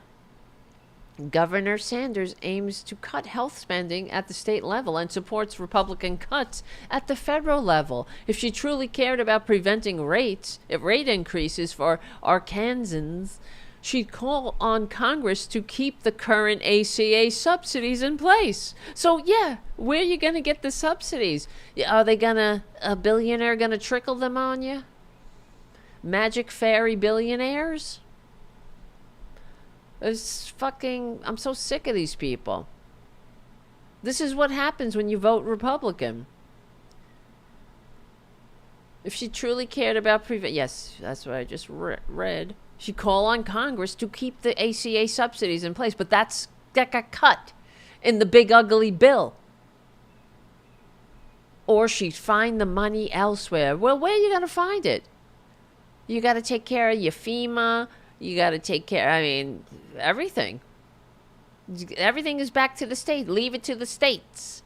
Divide and conquer. That's Republicans. That's what Trump wants. It's easy for him and the Republicans. They say everything goes back to the states. That's because Trump doesn't want to work. He doesn't know what to do. He doesn't know what he's doing. He just wants him to play Hail to the Chief when he walks in the room. He wants to have all the benefits of being president, but work? That's what happened during the pandemic. We said, go look to yourself. Look to your own defenses. Like the Romans said to the ancient Britons. Look to your own defenses. Oh, well, we wash our hands. That means because he doesn't know what he's doing. He's not a deal maker. He's not a businessman. He's a fucking baboon with a reality show. With and absolutely no morals. He's not a genius. He's not a political genius. That's what the Republicans love to say when they're blowing smoke up his balls. He's such a genius. He ran for president and then he won. First time. Well, he won despite receiving fewer votes. He is a symptom of the disgusting, sick tyranny of the minority system that we're under. But he's not a genius. He's just a racist. He's just a horrible person who has no morals and is willing to say anything for power and attention. The poor of poor put upon. Oh, baboon. No one ever gave him a Kennedy honor. No one gave him a Nobel Peace Prize. Nobel. And I love the way Caroline Leavitt calls it Nobel. The Nobel Peace Prize. You know why? Because she doesn't know what the fuck she's talking about. That's what she thinks it is. She's reading it. The Nobel Peace Prize. It's a Nobel Prize that you get. Nobles. It's because you're noble. She has no clue. Caroline Leavitt. None of them do. Yeah. So the rate hikes for individual plans have been between 2 and 6%, which is 2 and 6% too much. So, but I don't hear any of them calling for universal health care. The ACA made insurance available to more Americans in two main ways. First, it expanded Medicaid, the country's patchy safety net insurance program to cover low-income households, which is another way that they divide and conquer us. And Medicaid expansion is available for those making under 138% of the federal poverty line, which is part of the problem. That's how they have us divided and conquered.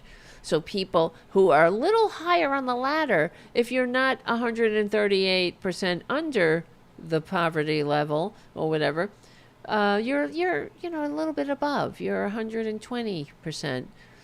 You get resentful. It's such a stupid system that you can't talk about holding you back by your bootstraps. Because you're afraid, oh, well, I might lose my health insurance if I actually make any more money, so might as well just stay stuck. Oh, my God. Why? Why do we live in this country where people hate themselves this much that they continue to vote Republican? How much do you have to hate yourself to continue to vote for this? And let's see, what time is it? Oh, we got some time. We got like 30 minutes. How's everybody doing? Checking in, saying hello. I know, it is diabolical, Terry, on the chat. God, I hate these people. I just hate the stupidity, you know? Like, what do you expect? Why are you voting Republican? What do you get out of it besides that you hate trans people? And that's what it is, too. Because every time I've ever encountered a maggot, well, in real life, it's been, they go on about genders. They're like, I told you that when the baboon was being indicted in New York, and I went, and they had the Trumpanzees on one side and the normal people on the other side. And it didn't matter that the baboon was being indicted on the fact that he falsified business records to pay off a porn star that he underwhelmed when his third trophy wife was home recovering from childbirth. They were screaming about genders.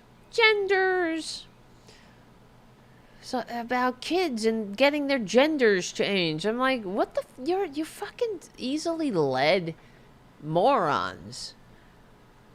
What were they screaming about genders 10 years ago? No, they were talking about gays then, right? Gay marriage. They were talking about get your government hands off my Medicare back then. When I think about all of the phony faux rages that they have forced us to endure, that they've dragged us through for years, it's so sickening. Like, for example, another one that was a blast from the past, actually. Jen Psaki on her show. Where is this?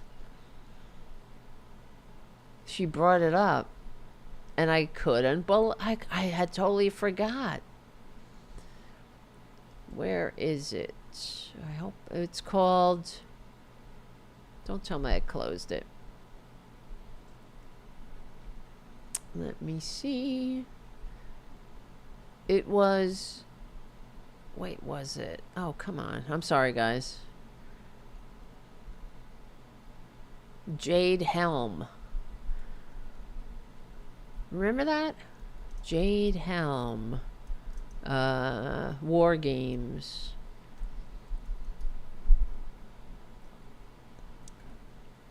When this was years ago, when Obama was in office, she brought this up in her show recently because, where are the Republicans now? That the military is in our cities. They are taking over cities. Martial law in the United States. But Jade Helm was a military exercise for those old enough to remember. It was during Obama. Wait, I'm getting some buffering.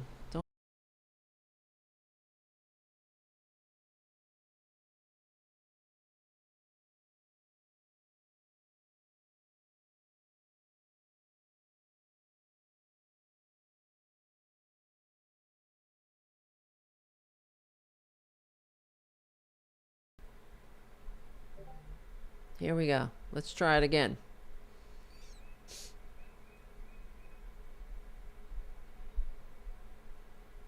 All right, let me see. Are we back? I don't hear myself, though. Here we go. Oh, we're back. Again. We're back. Again. We're back. We don't need... See, that's good.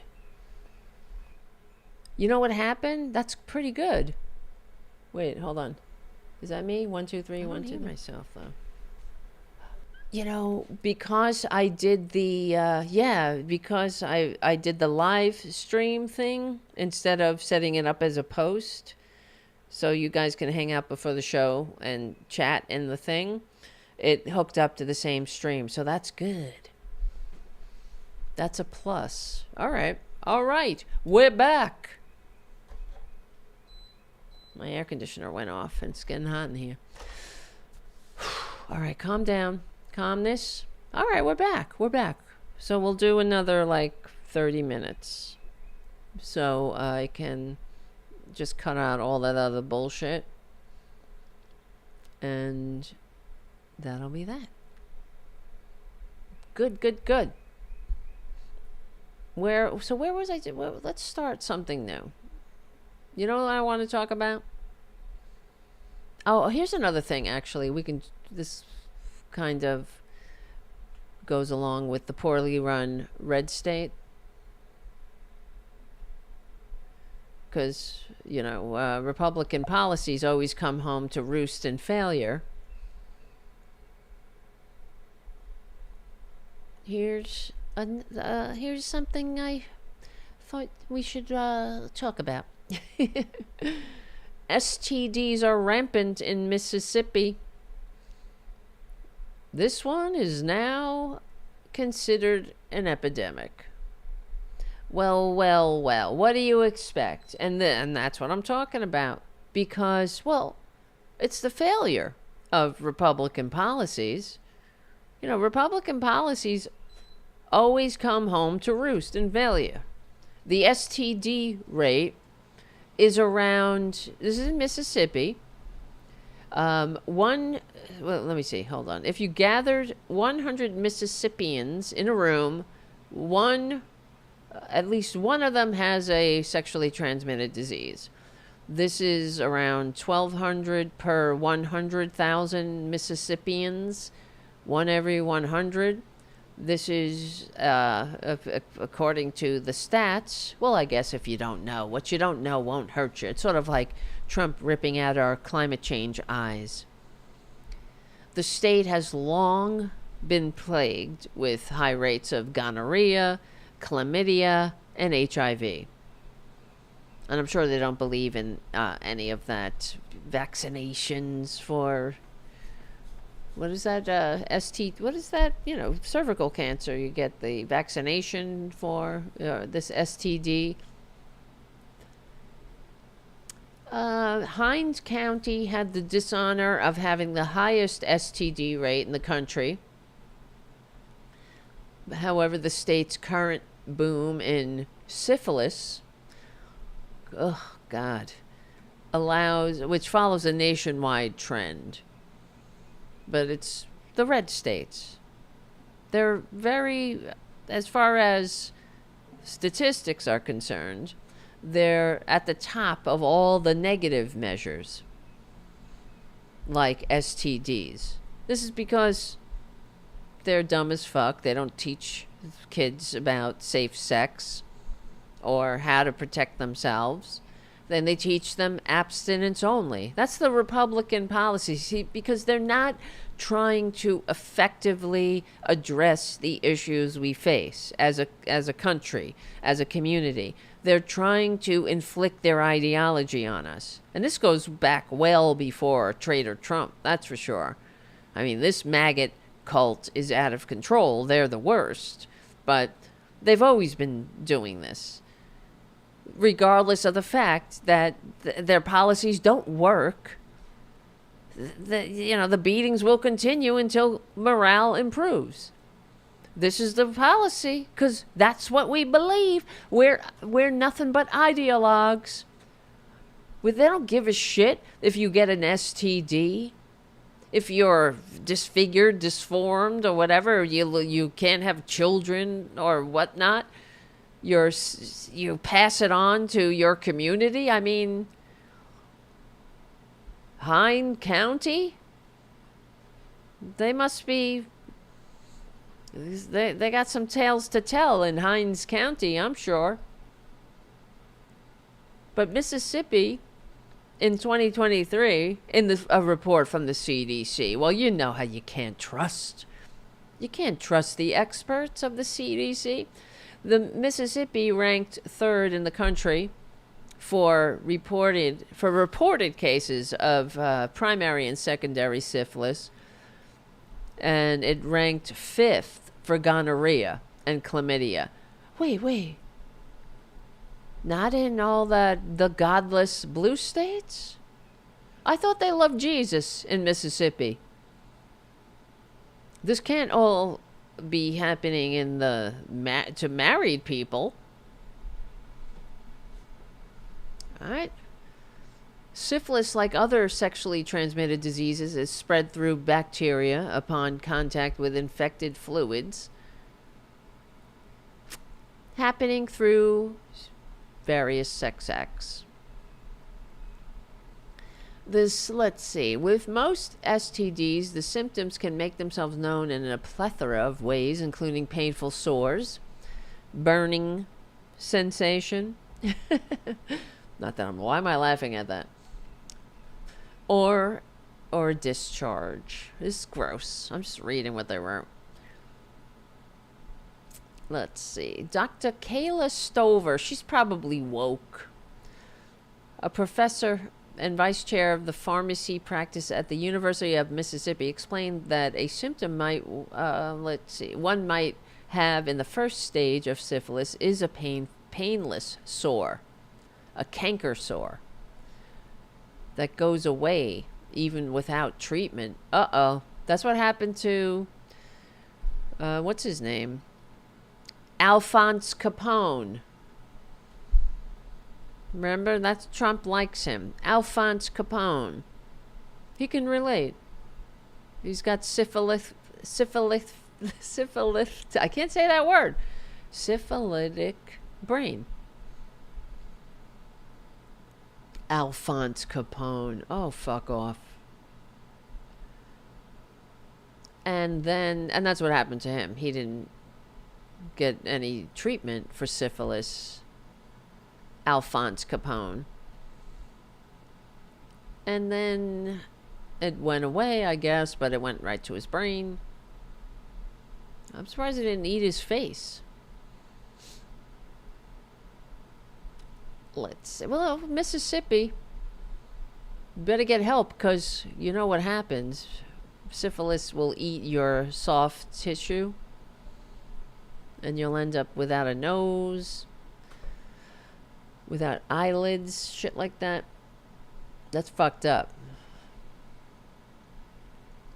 But hey, that's what you get when you vote Republican.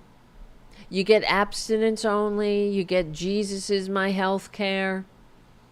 What a perfect storm of stupidity. What a perfect storm of consequences. They inflict their manias on their community. And if, you know what I mean, think about this. If you really wanted to help your community, you would pass policies that actually help them not get syphilis. Right?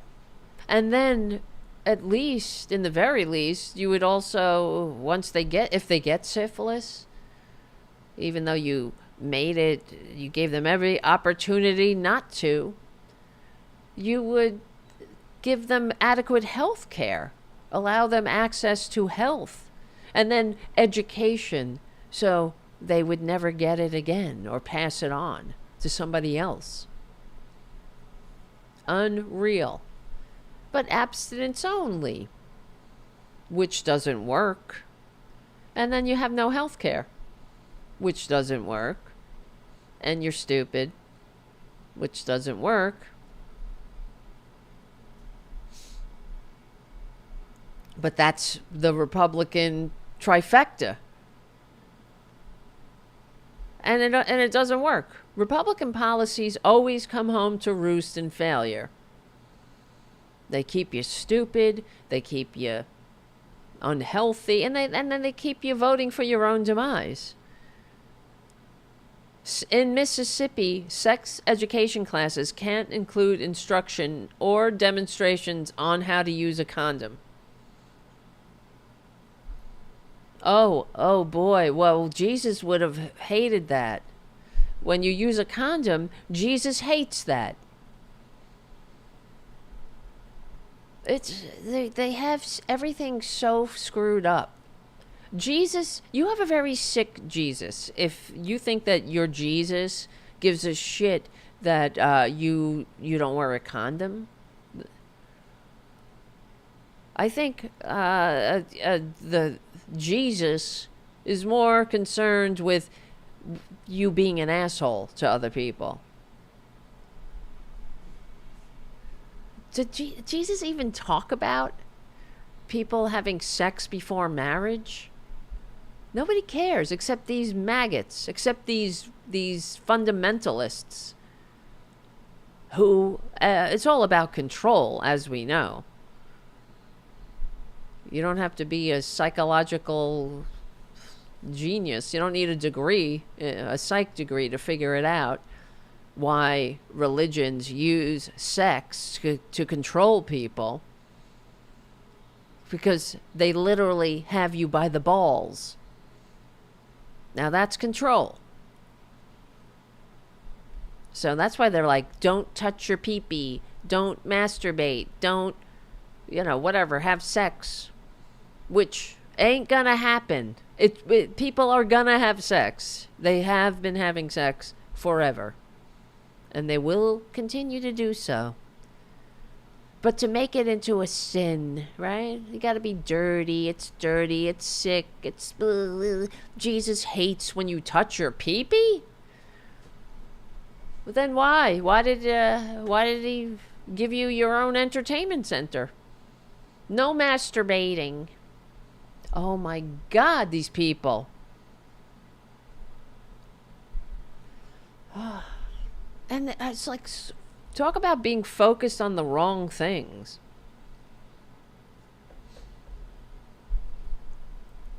As long as you don't touch your pee-pee, everything else is great. You can treat people like shit. You can drink liberal tears. You can knock people off their health care. You can grab them by the pussy. Oh, God. God help us. Oh, well, it says black men in Mississippi have higher rates of syphilis. Well, that's probably part of why they don't give a shit, Republicans.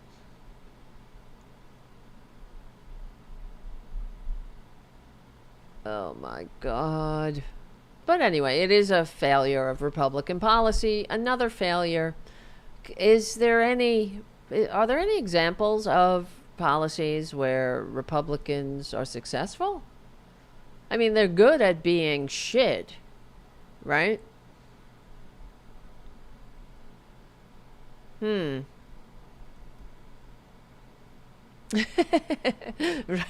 Robyn said, good question, Tara. Why did he give us our own entertainment center? Right. I've often wondered that. If you're not supposed to use it or touch it. It's just so fucked up. Okay, what else? There's other things. I'm sorry. A lot of times it takes me a while to get going. I was looking at, where is this Elon Musk? I'm debating which to do. We can do both, I guess. I don't know if you saw. I was going to write an article about this too, so that's why I was thinking about it. It's Elon Musk. I guess we'll do this because I hate him with the heat of 1,000 blazing suns. And let me see. And so Elon, I'll just play it off the screen. Elon Musk. I'll have to find it first. Here it is.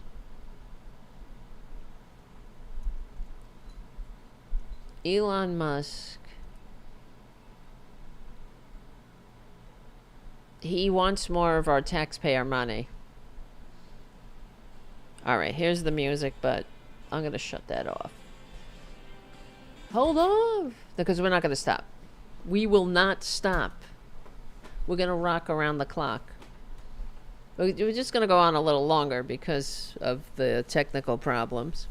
And now that I know that I can just reboot the eCam and reconnect on the same stream, that's great. That gives us a little bit more freedom if something like that happens. All right, in case you missed it, here's Elon Musk talking to Jesse Waters, and he's saying that why can't I talk? He wants more of our money. Well, that's the underlying message here. He wants more of our taxpayer money because Elon Musk is one of the biggest welfare queens in the country. And, well, let's let him say it, and then I'll talk about it. This is a backup plan in case something bad happens here, going to Mars. That's one of the benefits of Mars is... Fuck off to Mars, please. Is life insurance for life collectively. So eventually, is that all too life low? on Earth will be destroyed by the sun. The sun is gradually expanding, and so we do, at some point, need to be a multi-planet civilization because Earth will be incinerated. I'm hearing this for the first time. No one's ever You told me dumb the sun fuck. is going to This burn is not a Earth. disputed fact. I'm not disagreeing with it. Yeah. I'm just saying I didn't know this was our destiny, to get roasted by the sun. Yes, and I don't think there's anyone who would disagree with that. So we have to set up No plans to one will leave and disagree. spread out. I mean, we have several 100 million years, so it's not like you don't hold. It's hold your not breath, it'll be 100 okay. But, if Earth has been around for 4.5 billion years, which is what the fossil record suggests, then Earth only has about 10% more life in it before it gets so hot that life is impossible. And you're going to be the guy to put us closer to where we need to be to get to Mars. We're headed there, yeah. We have a long way to go because it's not about just landing on Mars and doing flags and footprints. Is that too It's low? about creating a self-sustaining city on Mars. Oh, why don't you fuck off with to the- Mars? I don't want to hear the rest of it. It goes on for another minute. Oops. I almost pulled my own headset off. So, Jesse Waters is so stupid. It's almost... I felt bad for him at that second because... What is he talking about? This is the first I'm hearing this. You mean... We're going to Mars because the Earth is going to go supernova and swallow... I mean, the sun is going supernova and it will swallow Earth. Yeah. You learn that in high school science. I don't know about you. That doesn't blow my mind because that is common knowledge.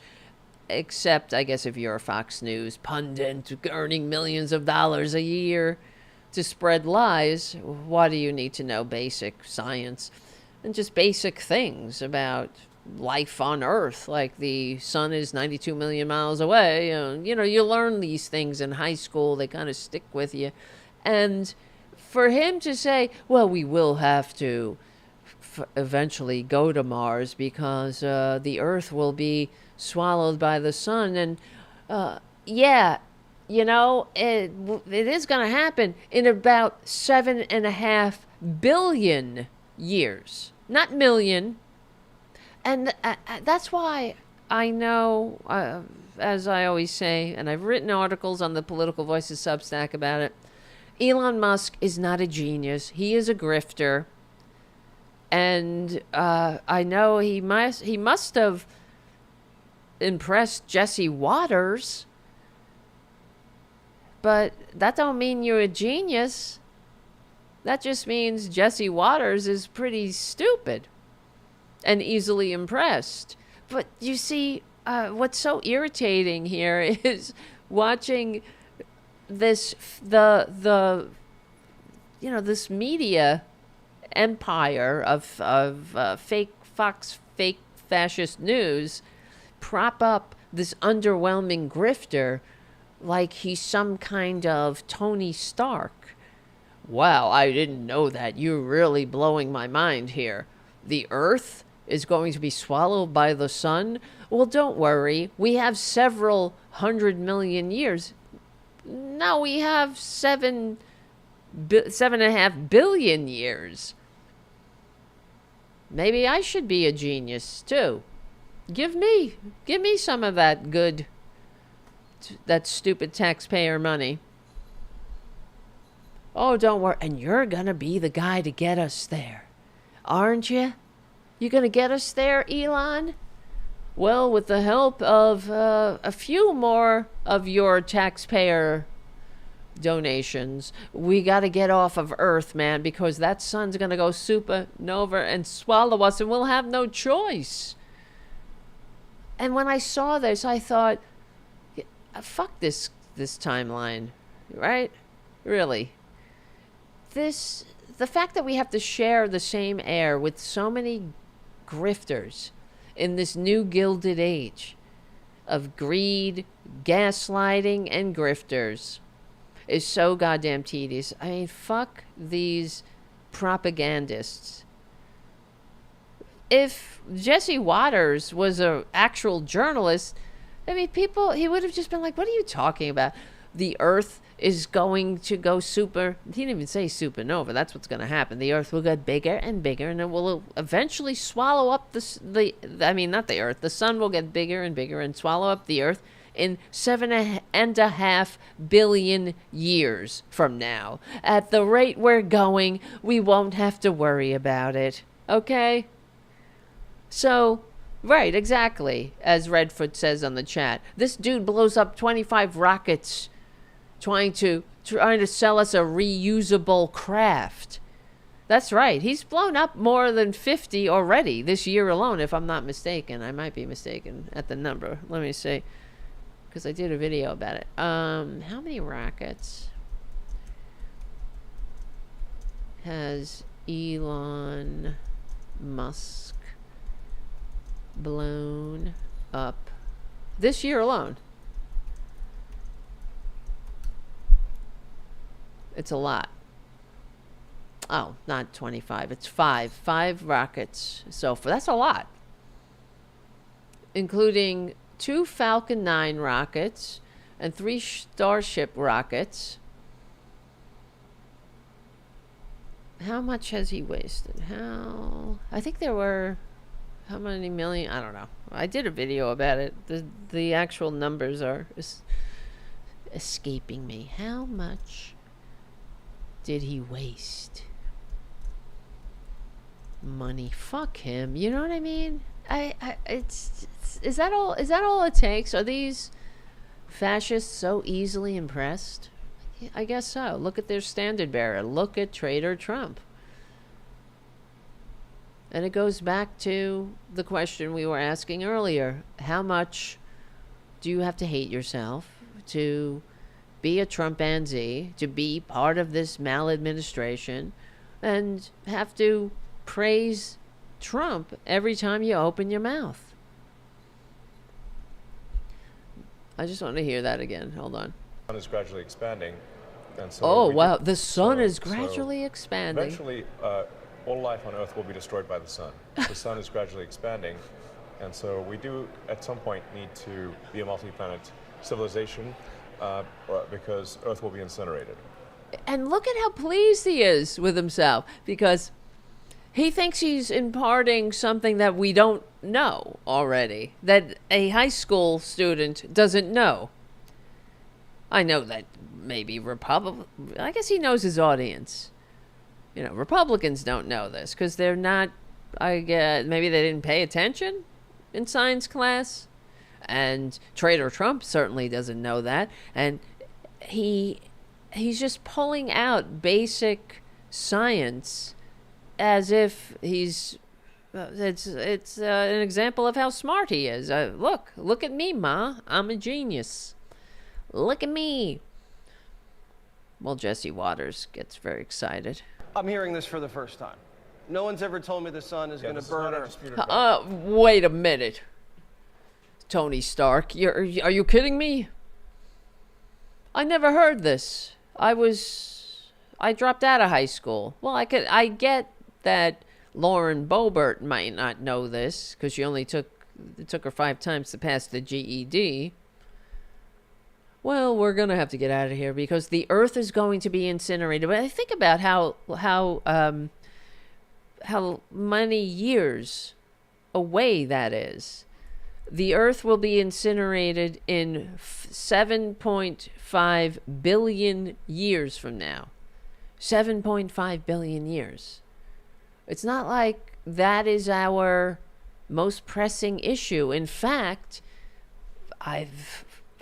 this video, that's what I was writing an article about, because I was trying to frame it as the more pressing issue is, wait, hold on.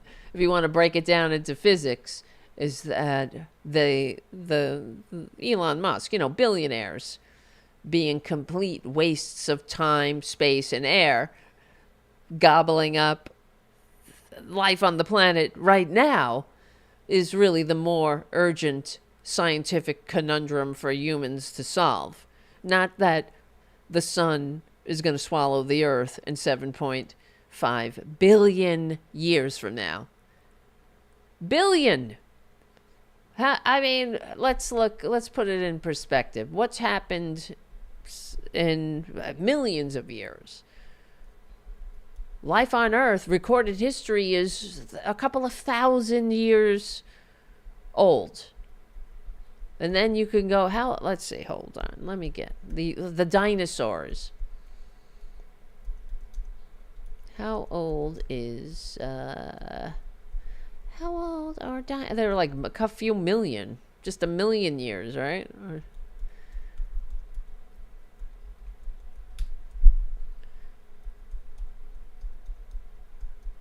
Okay, not millions. More than a million. So he's talking about 250 million years ago. That's when the dinosaurs appeared. That's 250 million years ago. The Earth will be swallowed by the sun in 7.5 billion years. Take 1/4 of the time that dinosaurs roamed the Earth. Multiply that by 28. And then maybe we could talk about our pressing problem of sun becoming large, going supernova, and swallowing the Earth. In the meantime, I think the cancer cell, the tiny cancer cells, because like what happens when you have cancer? A cancer cell sucking up all the life, the nutrients out of the body, gets bigger and bigger, it turns into a tumor, and it kills the host. That's billionaires. So they are our cancer cells in our body politic. I think they are a more pressing issue. There's nothing impressive about Elon Musk. When I saw that video, I was like, who's impressed by him? Who buys this bullshit? It's like him rattling off some basic fact that any kid who paid attention in science class knows. Yeah, the sun is 92 million miles away from Earth. Whoa, wait a minute. Wow. Are you kidding me? This is the first I'm hearing this. Let me see. Hold on a second. Yeah, human beings never existed with dinosaurs, of course. Homo sapiens appeared about 300,000 years ago. So all of our time being on the planet, and this asshole is talking about something that is going to happen in 7.5 billion years from now. And he's really blowing the mind of Jesse Waters. That's why we are living in the worst timeline, where not only are we being ruled by absolute baboons, they're impressing so many others. So many other people don't think of them as baboons. Let's see. Wow, cells. It's like him coming up with like some, 8th grade science class stat. Well, eventually photosynthesis will mean that all plants make food and use sunlight, water, and carbon dioxide to produce glucose and oxygen. And wow. Wow, buddy. I can see why we just continue to throw money at you. Periodic table of elements. Okay. How about that? Chemical reactions. Matters. All forms of matter. Solid, liquid, gas, plasma. Matter. Wow. Physics, force, objects. Accelerating. Coming in different form. Kinetic energy, heat, light. Wow. Gravity. Pretty soon, sometimes when you fall, you hit the earth. Gravity. Energy cannot be created or destroyed. It can only be transformed. Boom. That is the law of conservation of energy. I heard that. What does that mean? Wow, that means... That means, who knows? Maybe maybe reincarnation. Earth has layers, cores, mantle. Then there's the crust. Sometimes we get earthquakes and volcanoes. Can you believe it? Evaporation. Ever just leave the water out and then it evaporates? Wow. All right. One last thing. Oh, I just, what a nightmare. I hate Elon Musk. That's another thing. That's why we have to gerrymander blue states. That, how many, let me look this up. How many states, how many reps does California have now? Have now 52. How many can California get by gerrymandering?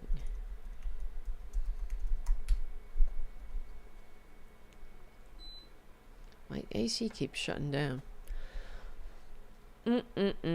If California were to fully maximize gerrymandering with the proposed new maps, Republicans would be reduced from 9 to just 4 out of 52 seats. Okay. But can you make more seats, I guess? Well, we should get 52 seats, I think. We're entitled to it. That's what Trump said. He's entitled to 5 new seats. That's what he said. He doesn't have to explain it. He just told some corporate media mouthpiece that he was entitled to 5 more seats because he won Texas and, you know, like nobody's ever seen, and he's entitled. Well, we're entitled to 52 blue seats in California. California's a blue state. We're totally entitled to every single one of those seats being occupied by a Democratic ass. We're entitled to it. All right, one last thing that I'm going to be writing about on the Political Voices Substack. So it's, I guess, a bit of a preview. It'll be on one of the Devlin versus the News videos that I've been doing. So please like and do all those things.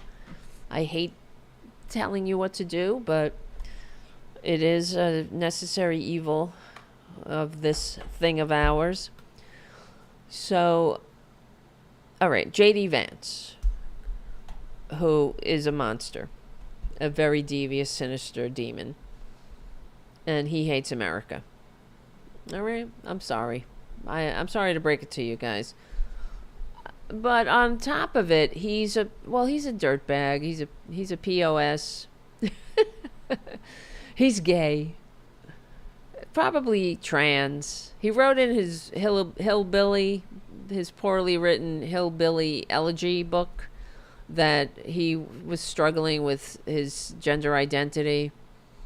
And then when you read that and then you put it together, you really, he's such a homophobe, a transphobe, and he's like a scold telling everyone what men should do, what women should do, and families, what's a right family, what's the correct family, what's a wrong family. Then it makes sense that he hates himself. And he's inflicting his manias on us. This is what Republicans do. If only they would get the help they need, the world would be a much better place, right? So he is, let me see. I got to play this off the screen. He's been, okay, how do I start? All right. Republicans don't get into government for altruism. I've said it for years. They get into government service, quote unquote, to kiss up, kick down. They get into it for themselves, for the power. He's only been in politics a few years. We know that's why he's a sinister, devious demon. Peter Thiel funded his entire political career just like he funded his life, pre-politics. And these devious demons were sitting around one day, and Peter Thiel, who is an open fascist who hates democracy and funds the likes of Curtis Yarvin, an open fascist who masquerades as an intellectual, who's poisoning the minds of the youth and spreading this fascist swill, this hate, into, the empty heads of people dumb enough to swallow it. And he funds J.D. Vance and Curtis Yarvin. And just a few short years ago, J.D. Vance was a venture capitalist with Peter Thiel's money. He started some hedge fund. So Peter Thiel, this gay, and that's why I say J.D. Vance is, questioning his sexuality. Who knows what goes on behind closed doors with these two pricks? Because J.D. Vance said that the most important day of his life was when he was in Yale University and he met Peter Thiel. Peter Thiel went there to speak, and J.D. Vance went to hear this fascist fuck talk about how much democracy is the worst thing that ever happened to humanity. And J.D. Vance calls that the most eventful, monumental day of his life. Oh, next to the birth of his children. I guess he had to throw that in. Oh, God, I hate these people, legally and peacefully. So that's another reason I talk about the corporate media failing us. Why? Could you imagine if Harris had palled around with, a socialist that said, the greatest thing that could ever happen to humanity is democratic socialism. We'd never hear the end of it. But the corporate media never connects the dots to the fact that J.D. Vance, who is a relative newbie on the political scene, he went from being a senator for 2 years to the fucking vice presidency thanks to Peter Thiel's billions. Just a few short years. This meteoric rise. But we never hear the corporate media go on about how J.D. Vance palled around with a fascist. And not only that, was funded by him. His entire career, pre-politics and during politics, is funded by a fascist who hates democracy, who openly despises democracy. Now, I don't know about you, but I give money to the politicians I feel share my point of view, that I feel might pass legislation that I agree with. So what is a fascist who hates democracy doing funding the vice president who says, oh, well, we're here for the people. We the people. No, you're here to destroy America, to drag us back to the system the founders overthrew. That's what Peter Thiel wants, because they want to set up a new kind of feudalism. It's an authoritarian state where these techno scumbags are in charge.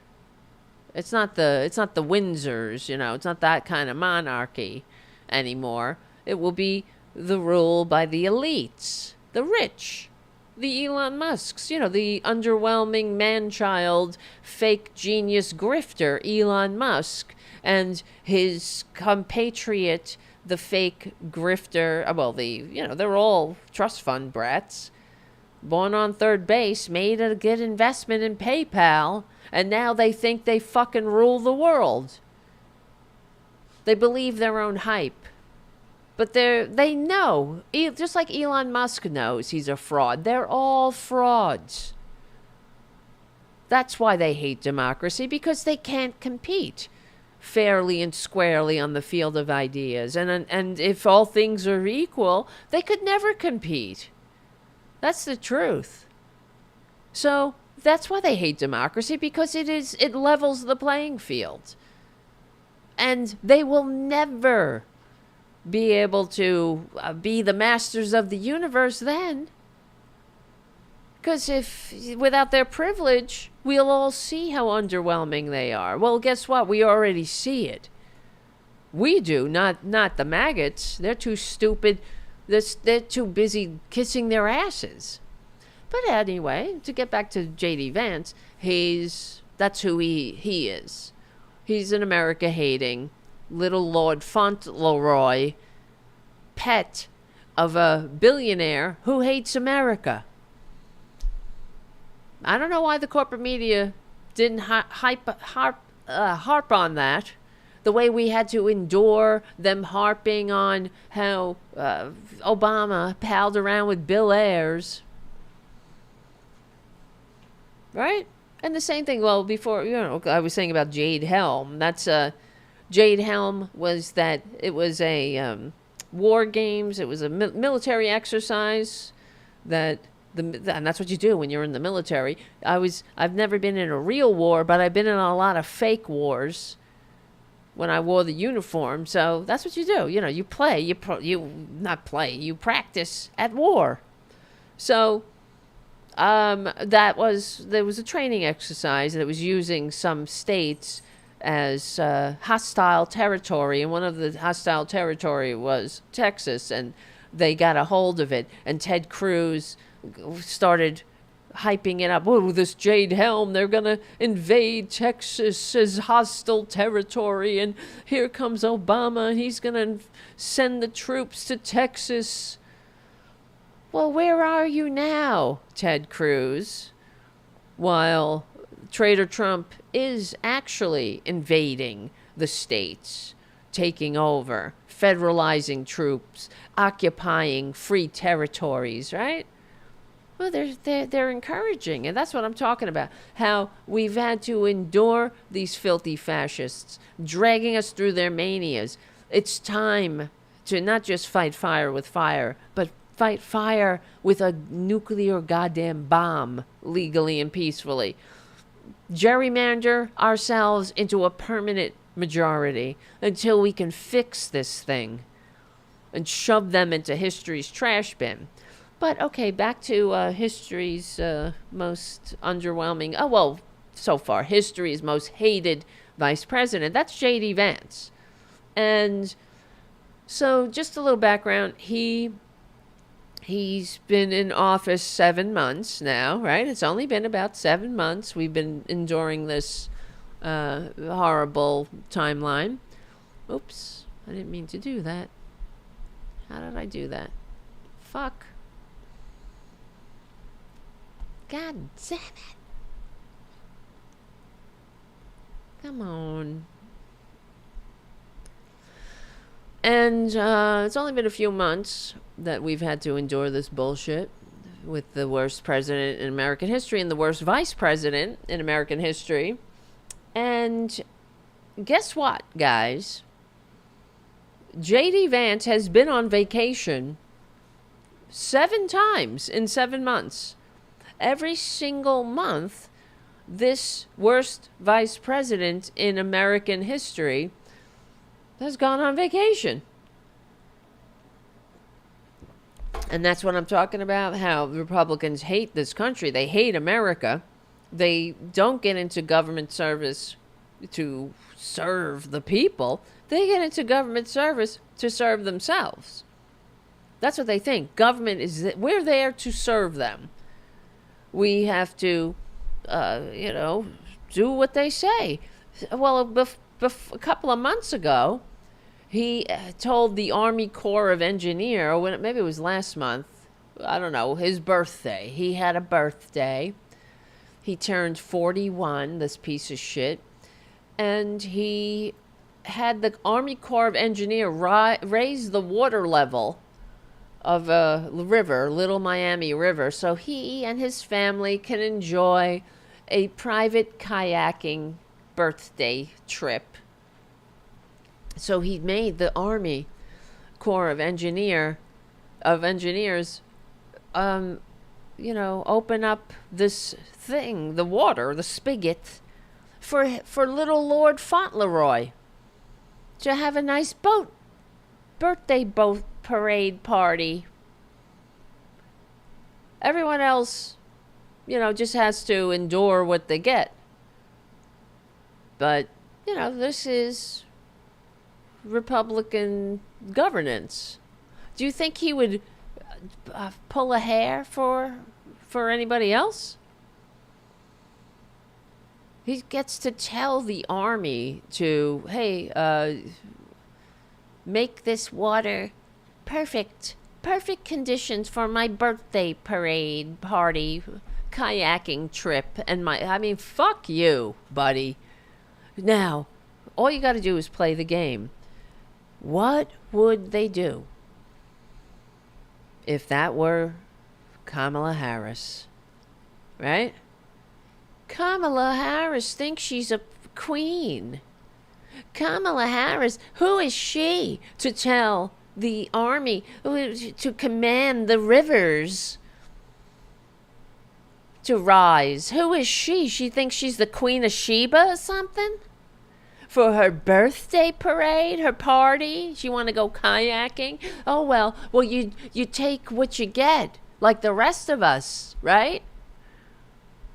No, not if you're J.D. Vance. And, of course, the MAGAt media doesn't say shit about this. It's the height of arrogance. That's why it's their world. We just live in it. Well, next, then he goes to Disneyland with his beard and his brats, and they close down the park for wherever he is. I mean, there are different sections of the park. So wherever he goes, everybody else has to leave. And this prick, so, little Lord Prickler Fauntleroy can ride all the rides. He can enjoy the rides without the smelly, huddled masses getting in the way. The rides were closed, and that made everyone's day have to suck a little. Because, this is what really pissed me off, besides everything else, is that here in the United States of Serfs and Lords, we don't have any federally mandated vacation time. We're the only country on earth that is like that. That's us. That's the stupid serfs who live in the United States of Serfs and Lords. We take the scraps and we turn it into a banquet in our mind. Oh, well, pull yourself up by your bootstraps. Well, you should all get out more if you think this is normal.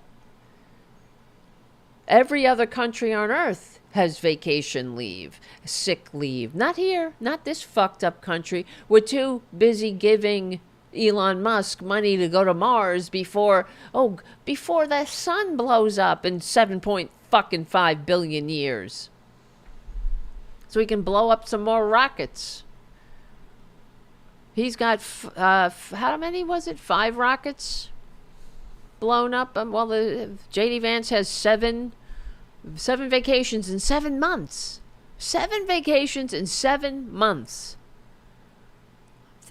From the same party. This is why I can't stand them. If only they were consistent, then I could endure them. You know what I mean? They whine and bitch and bleat and fart and moan and groan about Obama, about Biden, right? Biden won on the beach. How many times do we have to see that picture of Biden on the beach? Because fucking Republicans are like, oh, he's on the beach. Biden should be on the beach. Oh, he's on the beach again. Meanwhile, Traitor Trump, how much we've had to spend more money on his golf courses than Obama did in 4 years. In 8 years, actually. In the first year of Traitor Trump's first maladministration, we, the people, paid more money to cover that useless carcass's ass as he went to play golf, went to cheat on golf, at his own private tacky clubs than we had to pay for Obama to play golf for 8 years. Because Obama went to public courses. Because that's what you do that when you're, working for the people. You realize as the president that you have an example to set. Not this maggot maladministration. How dare you shut down Disneyland? So you and your brats can go on the fucking teacup ride, the Pirate's Lair, Tom Sawyer Island. Oh, you had so much fun. Imagine. Just imagine. That's why I'm so sick of them. If they had the same outrage, if let's just play the game. If that were Harris, let's imagine Kamala Harris took her family, took her nieces and nephews or whatever. I don't know if she has nephews, but I know she has nieces. And her husband, her family to Disneyland. And they closed the park so she can go on rides. And everyone else who's there, all the families that don't get sick leave, they don't get vacation leave, if they get 2 weeks. I mean, other countries, if you live in England, you get 30 days. Whether you work for McDonald's or whatever, everybody gets 30 days vacation to start. Federally mandated. Because they understand all over the world that there's more to life than being used as nothing but a host for rich billionaire parasites to suck profit and discard. I don't know. We hate ourselves. We're too divided here. They're too busy dividing us over illegals and trans people in the bathroom and bullshit. Then we, or Janine Pierre, you think it's funny. It's not funny now. They're too busy drinking our tears than to get a clue. Right? For real. That's why they have us divided. But imagine if Harris had shut down the park. So families that maybe were saving to go to Disneyland for years, putting money away, and they wanted this family vacation. And it had to be ruined by J.D. Vance because they made the whole park a worse experience for everybody else but them. So the lines were longer. They had to move. They couldn't go at certain sections of the park. They had to waste more time on lines because of J.D. Vance. Who the fuck is he? Who the fuck is he? He works for us. But no, this is emblematic. It's emblematic of, I don't know, it's installing an update on ScreenFlow. I didn't want it to do that. Well, let's listen to what he says. So we had the island to ourselves, which was very cool. I'd never been to Disneyland. They were shutting down the Disney World one. Yeah, that's sorry to all the people who were Disneyland for the longer lines, but we had a very good time. Could you believe that arrogance? Imagine that were Harris. Sorry for the longer lines, but we had a very good time. Could you imagine what Fox News would be screaming and bleeding about if Harris said something anywhere similar to that? Sorry for the longer lines, but we had a very cool time. We had a great time. That's what he says. It was very cool because they shut everything down. So we had the island to ourselves, which was very cool. I'd never been to Disneyland. They were shutting down the Disney World one. Yeah, that's sorry to all the people who were Disneyland for the longer lines, but we had a very good time. Go fuck yourself. You should be embarrassed that they shut the park down for you. Shouldn't he? If he had any decency, he would say, no. Hey, how many Secret Service men and women have to protect his useless carcass? That's not good enough for you? What are you doing in Disneyland anyway? Who are you? I thought you were making America great. We got a lot of problems here. Why don't you try doing something about them? Well, you're making the problems. I guess it's better for him to be on vacation or be at Disneyland when it comes right down to it. But truthfully, just go home. Have a staycation. But this is every month. He's gone to Italy, Vermont, Nantucket, the UK. These are not, diplomatic missions. These are leisure trips. And everywhere he goes, there's extra security, road closures, disruptions for everybody else but Bonnie Prince James David. We, the peons, don't have any clear accounting yet of this cost, but where we know the properties he's staying at when he goes are costing between $10,000 to $28,000 a week. So he's living the lap of luxury wherever he's vacation. I mean, who the fuck is he to vacation every single month? He's in Italy. He's in Nantucket. He's in the UK. And another thing is, wherever he's going, he's being heckled and protested, and people are pissed. And they're sick of it. They don't want to get locked out of their own communities because this thing is there. Everywhere they go, they're met with jeers and heckles and signs that go home, you C-word. But we don't hear anything like this on Fox News. They're not talking about this on Fox News. They say nothing. The outrage only triggers when a Democrat is in office, but a Democrat wouldn't go on vacation every month, would they? Every single month since he was sworn in. 7 vacations in 7 months. That's what we've been paying for. While they're firing people and cutting people's lifelines and kicking people off health care, while the American people are staring at the cold arithmetic of survival made worse by these filthy maggots, this prick is going on vacation and shutting down Disneyland and ordering the Army Corps of Engineers to make the lake bigger, make the river better. For me, who is he? Who are these people? It's like we went from George Washington, American Cincinnatus, to Caligula in 249 years. And if only the outrage were sincere on the right. It's just performance. No integrity.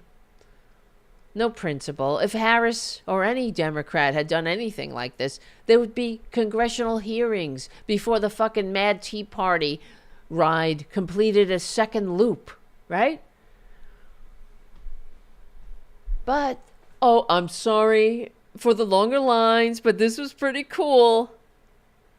That's your maggot way. That's the Republican way. Don't give a shit about anybody else but yourself. When you're in government service, that means we serve you. This is a clear message. He has no respect for the people. The other people at Disneyland, a lot of them are probably tourists from other countries. I don't know what the fuck they're coming here to this fucked up place. A lot of them aren't anymore. There's travel warnings from our once allies. Don't go to America. That's the truth. But and that's what I'm not saying that people shouldn't take vacation now and then. I would like to have one once in a decade. But I'm a Democrat. I'm realistic, along with being correct more often than not. But we would like everyone to actually have a vacation, and everyone to have a good time and be respected while they do so, and not have little Lord Fauntleroy ruin their time, their vacation. He has no decency. He has no dignity. He doesn't care about those people. Of course not. He hates them. He wants Peter Thiel to rule them. This sick-ass sociopath with the pasty, fucking sweaty, underwhelming, underwhelming mind, horrible personality, no morals, no soul. He wants that thing to rule us. He hates America too. He hates democracy too, just like Peter Thiel. What do you think when they were all sitting around in their venture capitalist days? You think they were like, I believe in good governance. I'm like Thomas Paine, rights of man, common sense. No, they were saying, how are we going to fuck these people so they stay fucked? And look at the face of this dude. That's the face of evil right there. That just kicked 17 million Americans off of their health care. I'm sorry for the long lines, but it was pretty cool. They use government like they think this is the 15th century. They're a 15th century prince. Which says everything about their agenda. They really do hate the grand experiment in liberal democracy. They don't have any respect for the system that they supposedly serve, much less the people. Could you imagine Bernie Sanders doing something like that? I'm sorry that for your longer lines, but it was pretty cool for me and my family to have a good time and have the whole island to ourselves. Isn't that great? All the rides ran for ourselves. Nobody was there. None of your stupid faces. None of your faces. None of you people coming over to me and saying, please, please, sir, can I have some health care? Please, please, don't kick my granny off her Medicaid. Please, please, I want to keep my job. Please, please, can I have some scientific research so I don't have to die of cancer? Anyone who actually serves the people would never behave like that. But we know what we're dealing with. We know who they are. We know that they hate America. I mean, they really do. I've said it for years. They hate America. They're dragging us back to the system the founders fought a revolution to overthrow. And that is their behavior right there.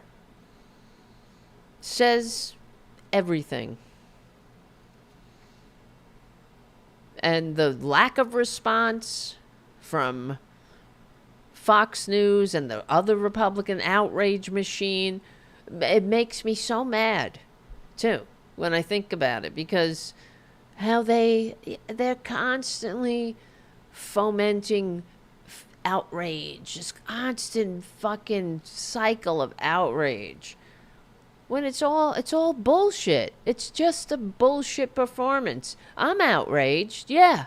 I'm outraged about the indecency of this country, the immorality of letting people needlessly die without health care, the immorality of the selfishness, of the sycophancy.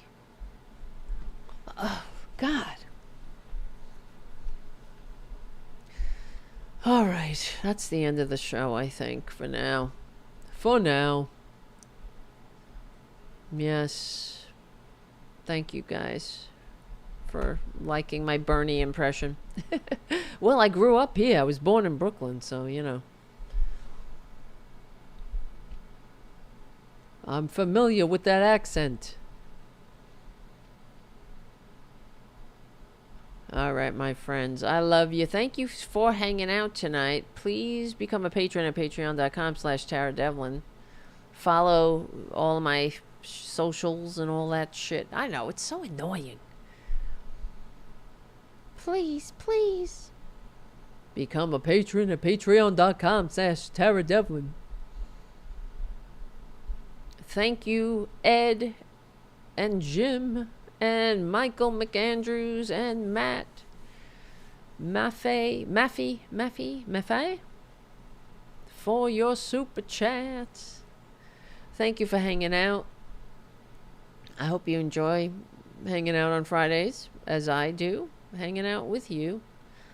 And everything else. Yeah, they do like seeing people suffer. You're right. They love to, as Thomas on the chat says, they just suck.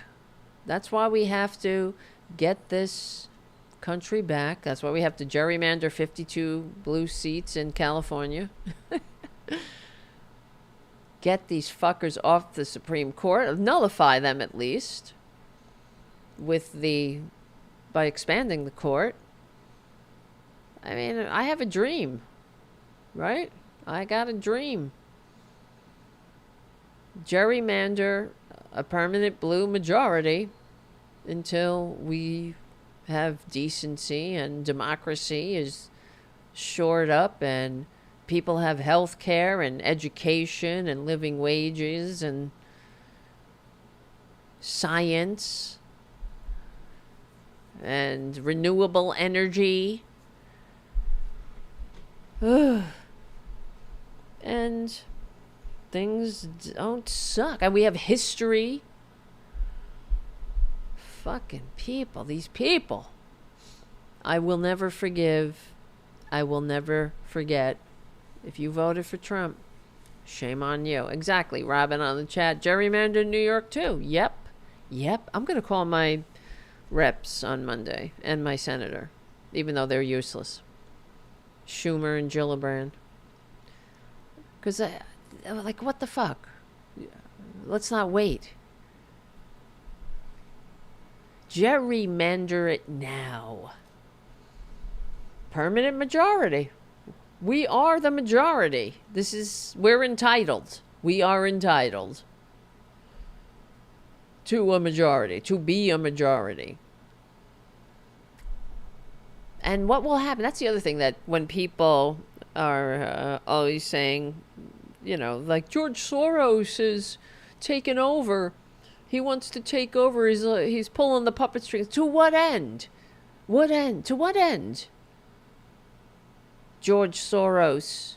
I told you, my friend who listens to right-wing radio and is gay.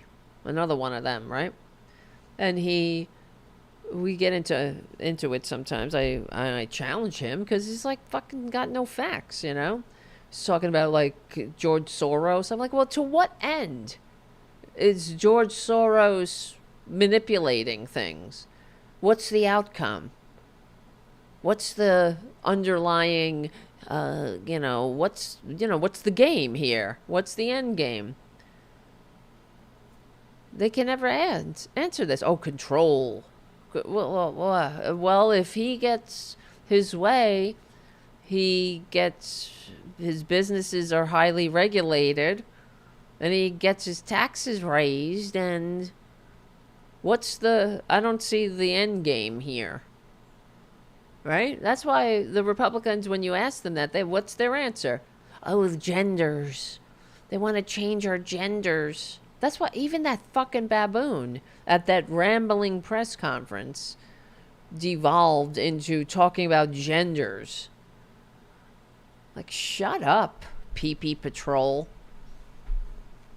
Yeah, to make a better life for humanity, Teresa on the chat says. It's exactly. Make it better. right? Guess what, Elon Musk? You could still be rich. You'll still be rich, bitch. But you don't get to be so rich that you gobble up Earth. Like the sun's gonna gobble up Earth. Fucking parasites. We gotta get back to calling them parasites. That's the other thing. I don't know if you heard Tara Dublin and I the other day, because she was going on about how great it was. She loves Taylor Swift. I don't hate Taylor Swift. I don't know Taylor Swift. She's a nice girl, I guess. She's a Democrat. She's a normal person. She's a nice person. Good for her. But she was all impressed that she gave the billion or whatever. She gave a food bank a lot of money.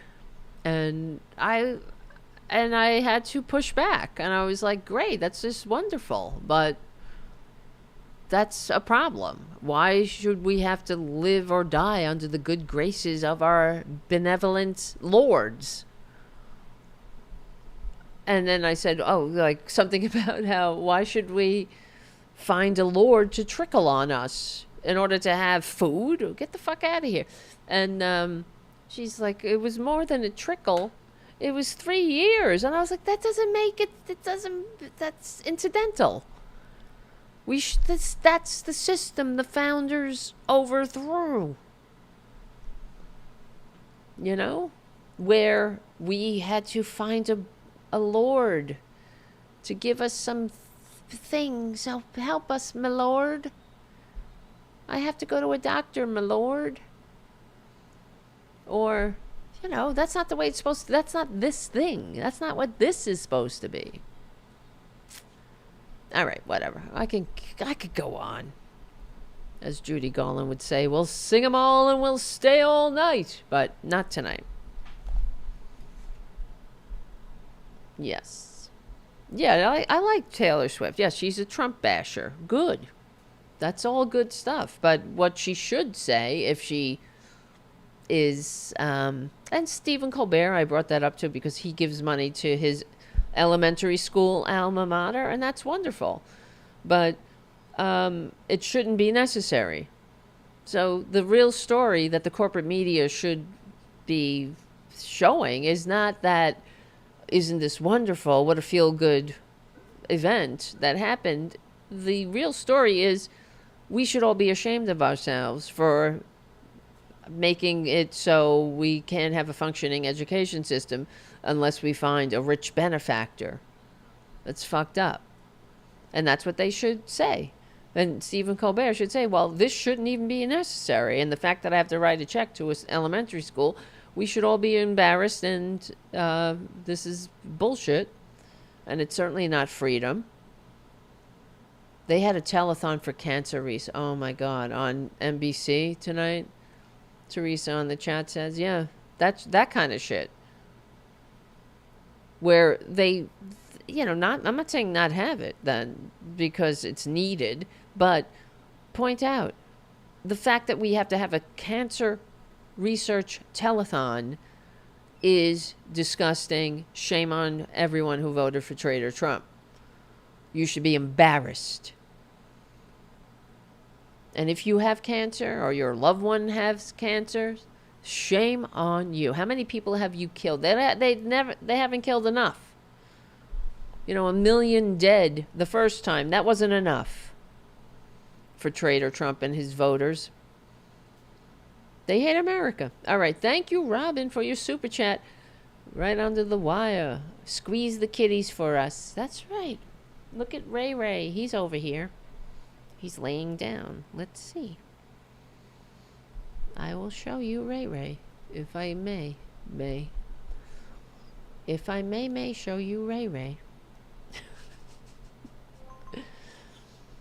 If I may show you. Look, that's my... This is not a used Q-tip. This was something that Francis was playing with, and I took it. Okay. I'm just explaining it. Look at Ray Ray. He blends in. He's a good boy. Ray Ray? He's sleeping. Ray Ray. Are you asleep? Are you awake? Oh, he's sleeping for real. Ray Ray. Ray Ray, wake up. You're scaring me. Are you in there? Ray Ray. Oh my God. Hello? Are you in there?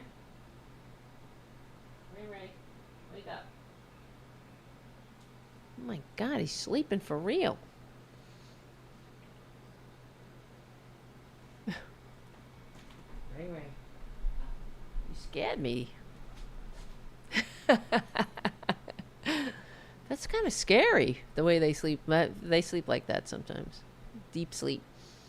Look at his face.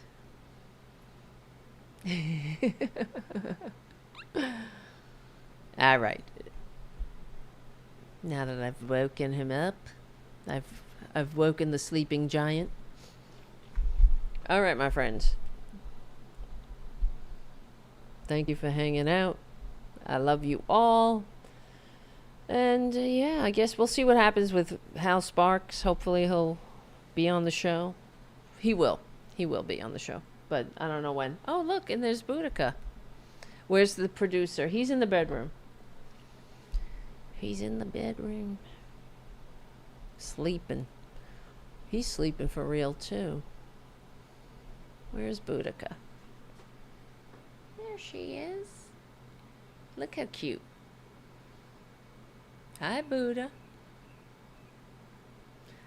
Let's kiss Boudica, Boudica. I was singing that to her. I wanna kiss Boudica.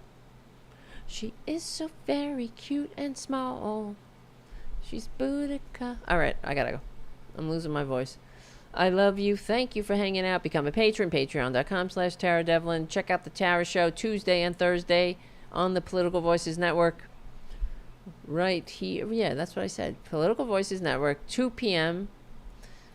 Follow my Substack, please. Or subscribe if you can. Even better. Money. Just, if you can, $2 a month, $1 a month. I don't know. You gotta. It's very annoying, I know, because everywhere you go, everybody's like, give me your money, subscribe, like, share, give me $1, right? But we don't have billionaire benefactors. If I win the lottery, I will stop e-begging, I swear to God. I will. And I will just keep doing shows. Except I will have a producer, and there will be less technical problems. And everybody on the Substack, follow the YouTube, and vice versa. If you're on the YouTube, follow the Substack. Just thank you anyway, you know. I know. Money, money, money, money. But that's the other thing. When I know, here we go. I just never shut up. But when I think about this monster Trump, he's in the first 7 months since he became the so-called president again. His fucking ill-gotten gains are up by $2 billion. He's $2 billion richer. And where are you going with it? You're 80 years old. Where are you going? Except in the ground, baboon. And except, you know, you're going to be soon to be making the world's most popular gender-neutral bathroom, I suppose. If you get my drift. Outdoor gender-neutral bathroom. Yeah, $3.4 billion? Is that it? Is that the number? Wow. Robyn on the chat. $3.4 billion richer. Why? How much is enough?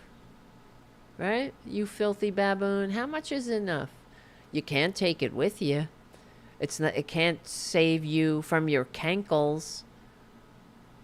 Can't save you from that filthy ghostly pallor you had that you hate so much you gotta slap on more makeup than Dolly fucking Parton.